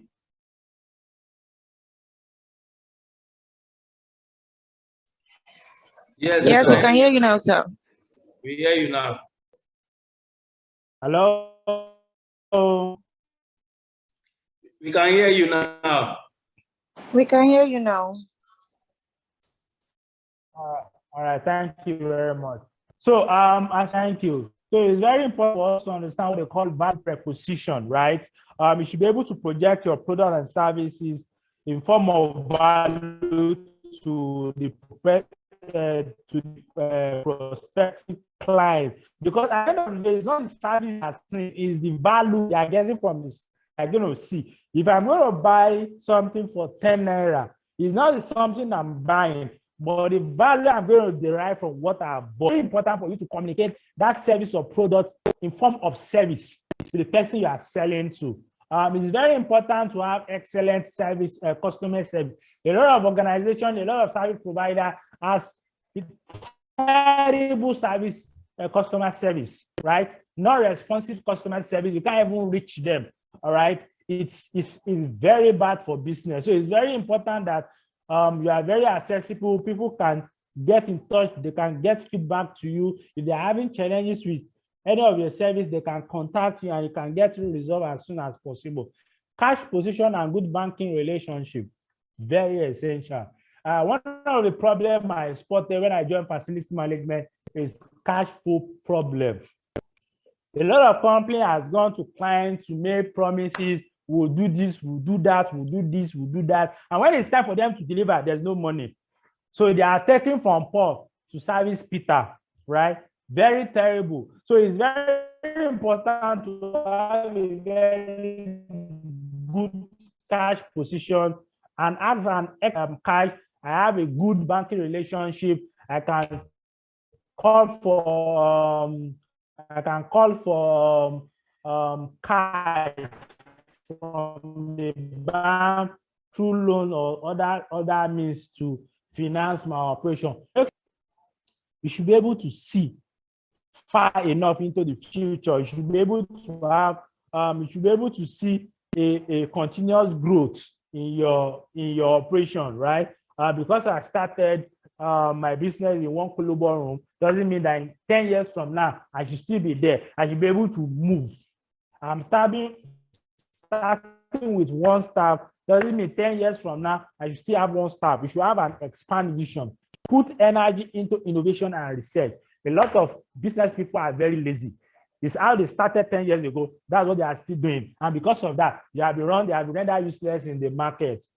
It's when you put energy into innovation and research, you'll be able to come up with creative ways, right, to provide the same service to your customer at a very cheaper rate, right? So it's very important that we put time and energy into innovations and research, right? Pay attention to what is going on in the market. Pay attention to how best you can do things and the likes and the likes. Facility management landscape. We have talked extensively on this in our previous slide. Basically, it's trying to tell us who are the key players in the market, which company have outsourced their facility management service, what is your assessment of the market. And I think we have talked extensively on that. We have a lot of key players in the facility management today compared to like 10 years ago, right? There's more of a level playing field where a lot of people, depending on how innovative you are, you always have a place in the FM industry. As of now, the FM industry in Nigeria is still growing. So there's still a lot of opportunity for a lot of new players to come into the industry. Though we have seen some interesting number of companies going into the outsource route, right? Advantage of this, right? We should not be, for those of who are in paid employment for a client, right?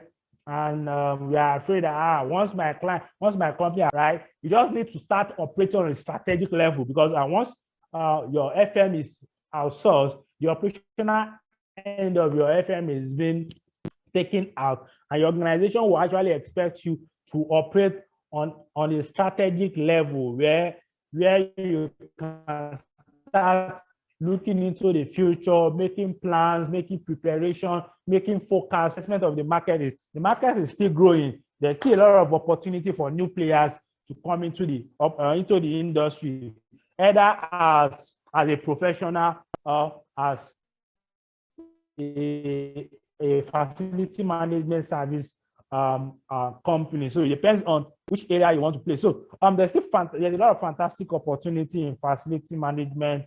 At the moment, even now, we are talking about, in fact, in Nigeria, I don't think we have even scratched the surface of what facility management entails. How many facility management have access to enough technology to run their operation? How many of us have access to CMMS or CAFM to run our operation? How many of us know understand how building information management actually modeling affect facility management operation? There's a lot of innovative ways. There are a lot of gaps in the industry that we can take advantage of to get into the industry.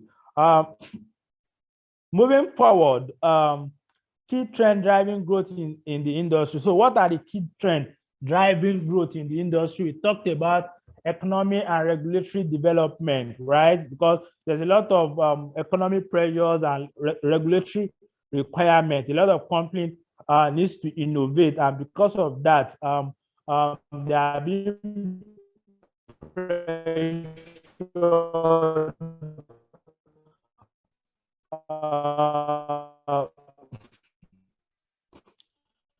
to probably outsource some of their services or get external in the facility. Regulatory body also puts client company under pressure. The effort, as at now, a lot of company wants to meet ISO requirements with respect to health and safety, environmental compliances, and the likes and the like. And because they don't have that in-house competency or experts, they have to look outward to facility management professional to help them with this area with respect to competencies and the like. And because of that, they are outsourcing some of these services. And these are some of the factors that is enhancing or driving growth in the facility management company. Increase in demand for outsourcing and FM integration is also one of the factors that is driving facility management growth within the industry. And Nigeria is not left out, right?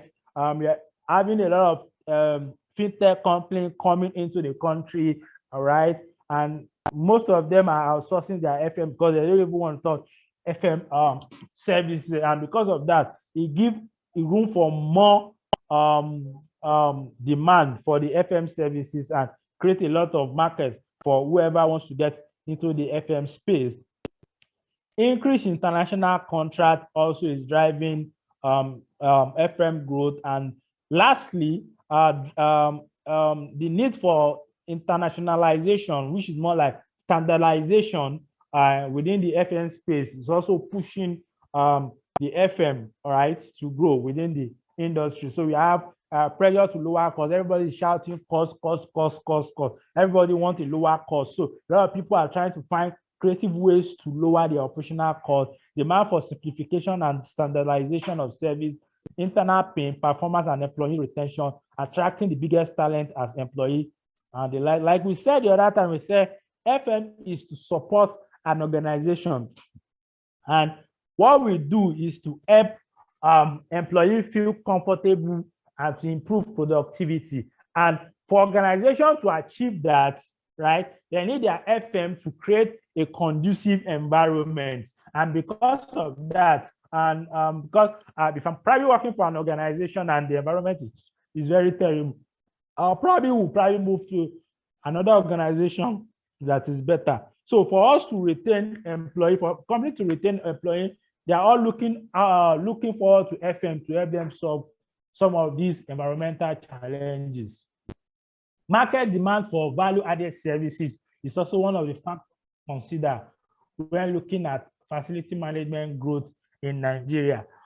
So coming down to scope of facility management services, you can't run or offer a facility management services without understanding what facility management entails with respect to services. There are several scopes. Scope is talking about what it entails. If I say I'm actually offering you a facility management service, what am I actually offering you? From the little chart we have here, we can see that there are a lot of services or scope. We can call them services that a facility management company can offer. According to IFMA, we have about 11 competencies areas in facility management that addresses some of these scopes. We have the cleaning services, electrical, the plumbing, HVAC, the landscaping, the HSC, the fleet management, which is talking about your transportation. We have the pest control. We have the catering services for those who have internal kitchens and the like, or that deal with food services and tea services. We have emergency management, waste management, reception and mail services.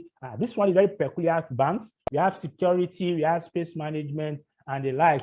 These are the scopes that facility management company actually catered for. So as a facility management, you can be focusing in one area of this or a combination of this area. So I can be, probably I'm doing ad FM, which is more of electrical plumbing, HVAC, and the like. I might probably be a cleaning company. I'm also still doing facility management. I might probably be more interested in space management for our people in architecture. There is more of their specialist domain to them. Probably be offering a security services. So you can either take one or combination of these services and run as a business, depending on your knowledge, base and your knowledge of the industry. So these are some of the scope. I think we break it down better down here in this slide in a more elaborative way, what electrical is all about, generator services, fire protection, and the like. So this one is more of a more expanded scope, so to say, right?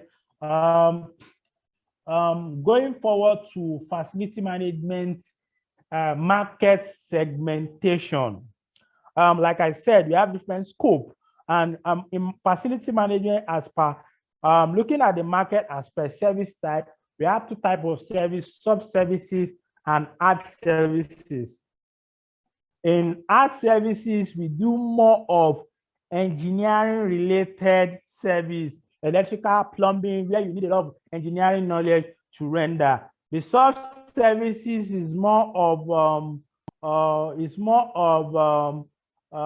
cleaning, mail services, receptions, and the like. Anything that does not really deal with engineering, so to say, is what we categorize under services, under sub-service. So as an organization, I can decide that, oh, maybe because I have an experienced technical force, I might probably want to go into art services, or because I have an engineering background and I have an extensive years of experience managing plumbing and the like, maybe because I've worked in a construction or a design company and I've handled some of these systems. So because of my knowledge, if you remember when we were talking about before you go into business, you have to have a knowledge of the kind of business you are going into. So because of the kind of knowledge I've had as an engineer, I can decide to start a facility business focusing on art services, right? But let's assume I've worked in an hotel where I manage cleaners, I manage protocol services and the likes and the like. Based on my experience, if probably I want to go into facility management, I'll probably go into sub-services, right? Because based on my years of experience, that's the area I can manage. Facility management market can be categorized by industry. We have corporate, corporate FM is dealing, when I'm dealing with corporate customers, banks, and the likes and the like, you are dealing with commercial buildings. We have government and public sectors FM. That's when I'm dealing with government institution, public institution. We have healthcare for people that work in hospital or healthcare facility. We have manufacturing for people that manage industrial complexes and the like. For those that handle residential, they are into the residential industry. We have educational institution for FM that works in schools and the like. We have the oil and gas, because some of these industries have their peculiarity, and that's the reason why we define the market by industry, because for each of the industry, it's a different ball game entirely. And that's why we said initially that before you go into business, especially FM business, it is very important to understand the industry you are trying to play in, because understanding the industry you are playing in will let you understand the legal requirement and the regulatory requirement. So we have the retail and the commercial and other sports and food, right? If I'm managing, let's for example, I'm managing a Chicken Republic outlet, for example, is categorized under others.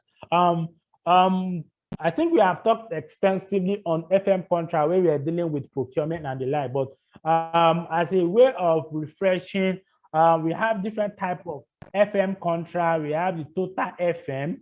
Under the total FM, the facility management company uses its own vendor or staff, right? So as Max-Migold, if you are offering a total facility management contract to an organization, we'll be using our internal staff to run operation, or we'll have vendors that we have a relationship with to run our operation for the client. The FM management, the facility management company is in charge of all the scope of work. Look at this scope of work I showed you.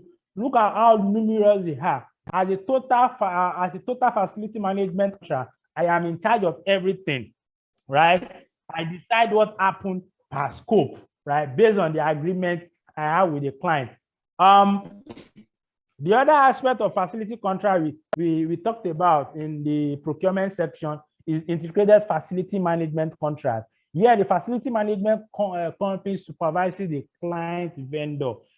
This particular one was one that was deployed when I was working with Standard Chartered Bank, and the bank has their own in-house vendor for all the scopes of facility they are trying to render. So our job is to supervise and to ensure that each vendor align with the agreed SLA, service level agreement. And at the end of the quarter, we actually do a bit of a performance. We have some performance key indicator that we use in ranking their work at the end of the quarter and at the end of the year. The facility management company provides management, so it's more like an oversight function for that. Also, we have a single service contract. So like I said, when I was addressing the various scope, I said you can either pick one scope and plan your business around that. So if you have a facility management company which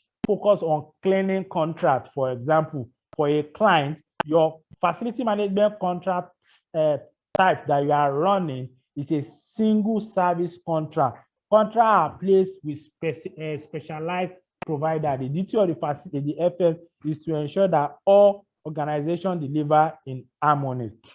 Lastly, we have the out-tasking. The reason for out-tasking include limited staff availability, lack of in-house expertise, and a short timeline. So basically, if as a facility manager, I probably want to do, for example, I remember in my last employment, I wanted to renovate a fence.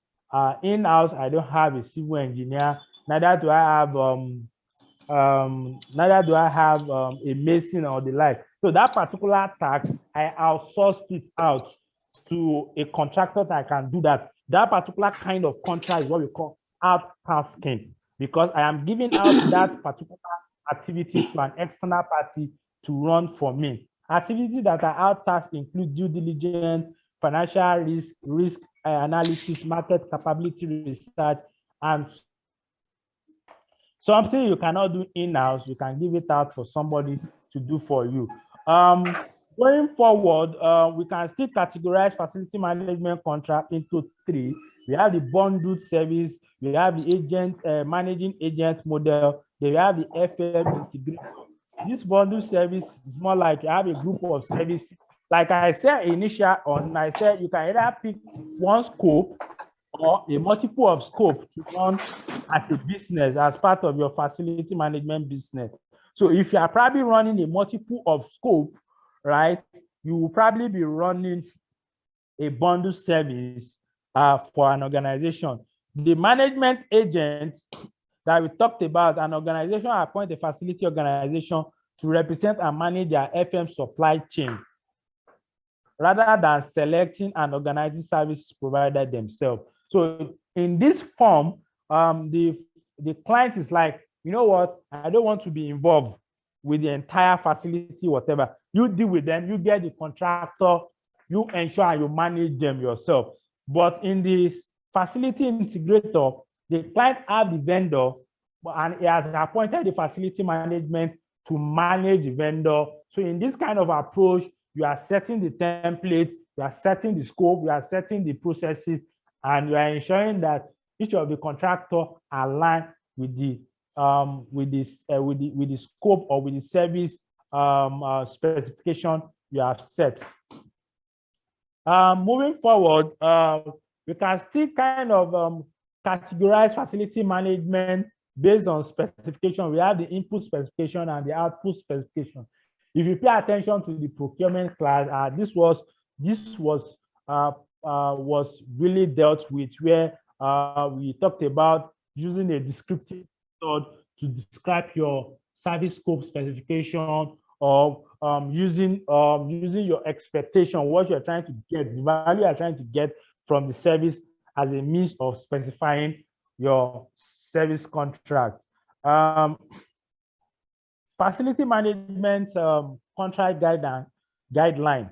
We said make sure that the service are described in the contract and it's scheduled. Measure the standard to which the service is delivered is crucial. With the service you buy today meets your business needs in the next 3 years, you have to understand timeline and how the service evolved over the years. It is critical to build in right to terminate when the supply did not meet. So it is always important for you to add clauses that helps you to terminate a contract in case the client or the contractor or the supplier is not meeting the agreed specification and the like. An effective pricing and quality benchmarking process will help control risk of disputes. I have this kind of problem in my last workplace where we will probably want to probably give a job out to a contractor, and we'll be going forth and back with my procurement team. I was like, I need cost for this, and they were like, we don't know, right? And there is no basis for me to say, oh, this price you are giving to me is not right and the like. So it's always very important. If you don't have an in-house procurement team, or your in-house procurement team is not that effective, as a facility manager, you can take your time to do market survey to know the current price of things in the market. It helps you when you are negotiating for pricing, and helps you to get a better value for money for your organization. It's also very crucial to document what as assistance the supplier will provide on exit. So when your supplier is leaving the contract, when your supplier is leaving your contract, it's very important for you to document the exit procedure. What should the exit schedule address? Employee may be a central issue on exit. Who pay for exit? It is crucial to decide this upfront. It should be built into your contract, and so on and so on. So to wrap up, because our time is fast spent, issue to consider when negotiating. So in this slide, we kind of itemize different issues you actually pay attention to when negotiating your facility management contract. Also, we discuss a contract specification, just a build up to what we discussed earlier on. And I think during the procurement class, a lot of this was actually addressed. This is also a continuation to that, talking about facility contract duration. You should have an open-ended contract. You should know how long your contract is going to take. The 1-year contract, the 2-year contract, it needs to be stated clearly, in a clear terms in your contract document. Performance-based contracting is still talking about the output-based specification and the likes. Prescriptive contracting is talking about the input-based contracting, still the same thing we are talking about. And I think that was well dealt with in our procurement class. Here we are talking about different contracting terms, forms on agreement, terms and conditions, scopes of contract, duration, service provider, and general obligation, personnel. So those are just some of the terms you're going to find in a typical facility management contract. And it's very important for us to to be familiar with what each of these terms represents, so that when we are crafting our own contract, or we have a contract we are reviewing, we'll know exactly what we are reading and we are looking into. To round up, we have what we call, when you are developing a facility management contract, the strategic model we need to follow. It's very important for us to align the facility organization with the selected outsourcing model, right? You have an outsourcing model, you have to match with what you are expecting with respect to the facility services you want to deliver. Lean processes, get control over the service delivery. Most of the time when we have a service provider, most of them as a facility manager, we are in this habit of letting them have everything. No, they call the shots. We are just here to say yes and whatever. We have no control over our contract. We have no control over the employee. We can't get things done without dancing to their tune. So it's very important to be in charge and to be in control of our facility management contract. The integrated facility management tendering, make proposal comparable in cost and quality. It is not just enough for us to focus on price. We have to focus on the quality that we try to get from the contract or from the service we're trying to get. So it is very important that we make a comparable, we make a proposal that is comparable in both cost and quality. It's a task for the FM expert in each facility management domain. Lastly, quality control, monitor quality of execution, which is, this one was well documented when we are dealing with our performance management and quality management topic on how to measure quality, what are the things we need to do, how to assess our contractor, how to assess our in-house staff. So it is very important for us to put all these points into in our mind when we are trying to either create come up with a facility management business, or we are managing a facility management business on behalf of another person. So it is very important that we pay attention to all these points in our drive to take advantage of the gaps and the opportunity within the facility management industry. Thank you very much for listening. Sorry for taking extra time.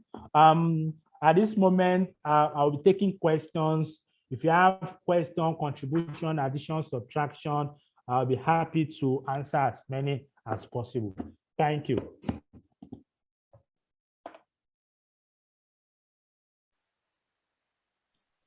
Questions. Hello, good evening. Good evening. I can't see your name. Your name is showing Techno Camo. Sorry, my name is Mbele Tokumbo. All right. I'm into facility management also. All right.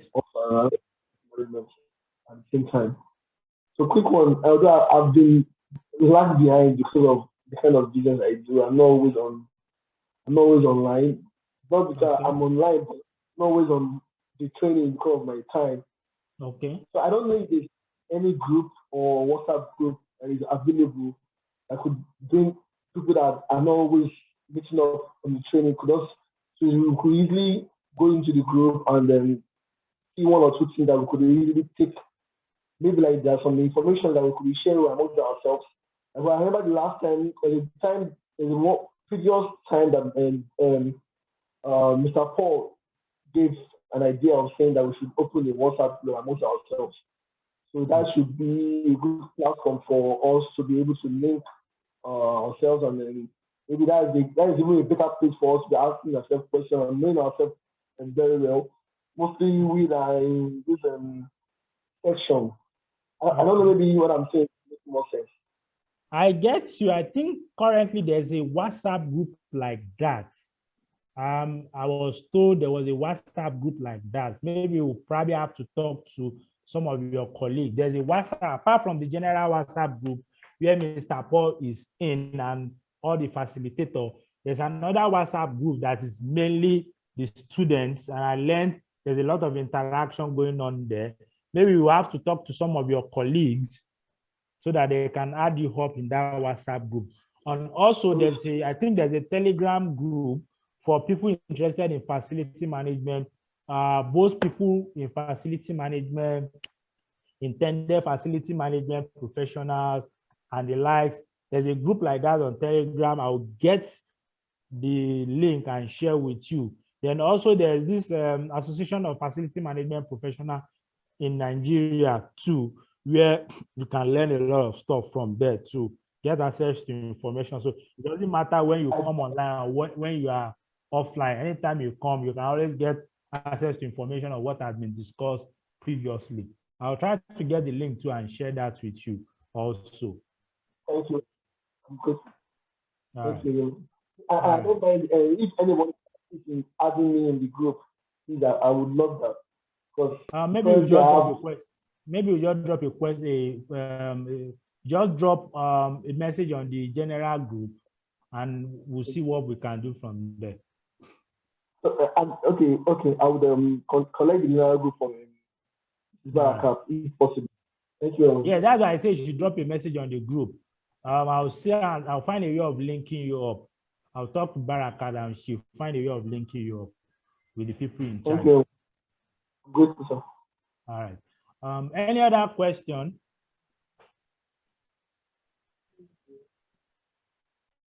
I guess we can call it a night. I guess everybody understood what I've said. So in case you don't understand any aspect, you can send message to Barakat. I will try as much as possible to answer and get back to you.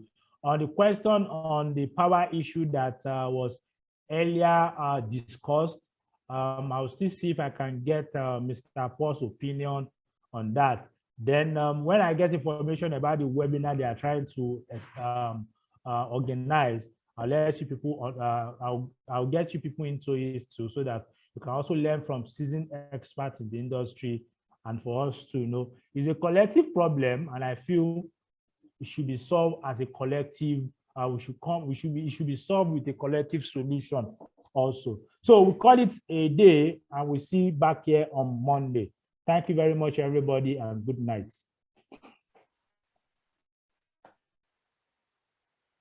Good night, sir. Yeah.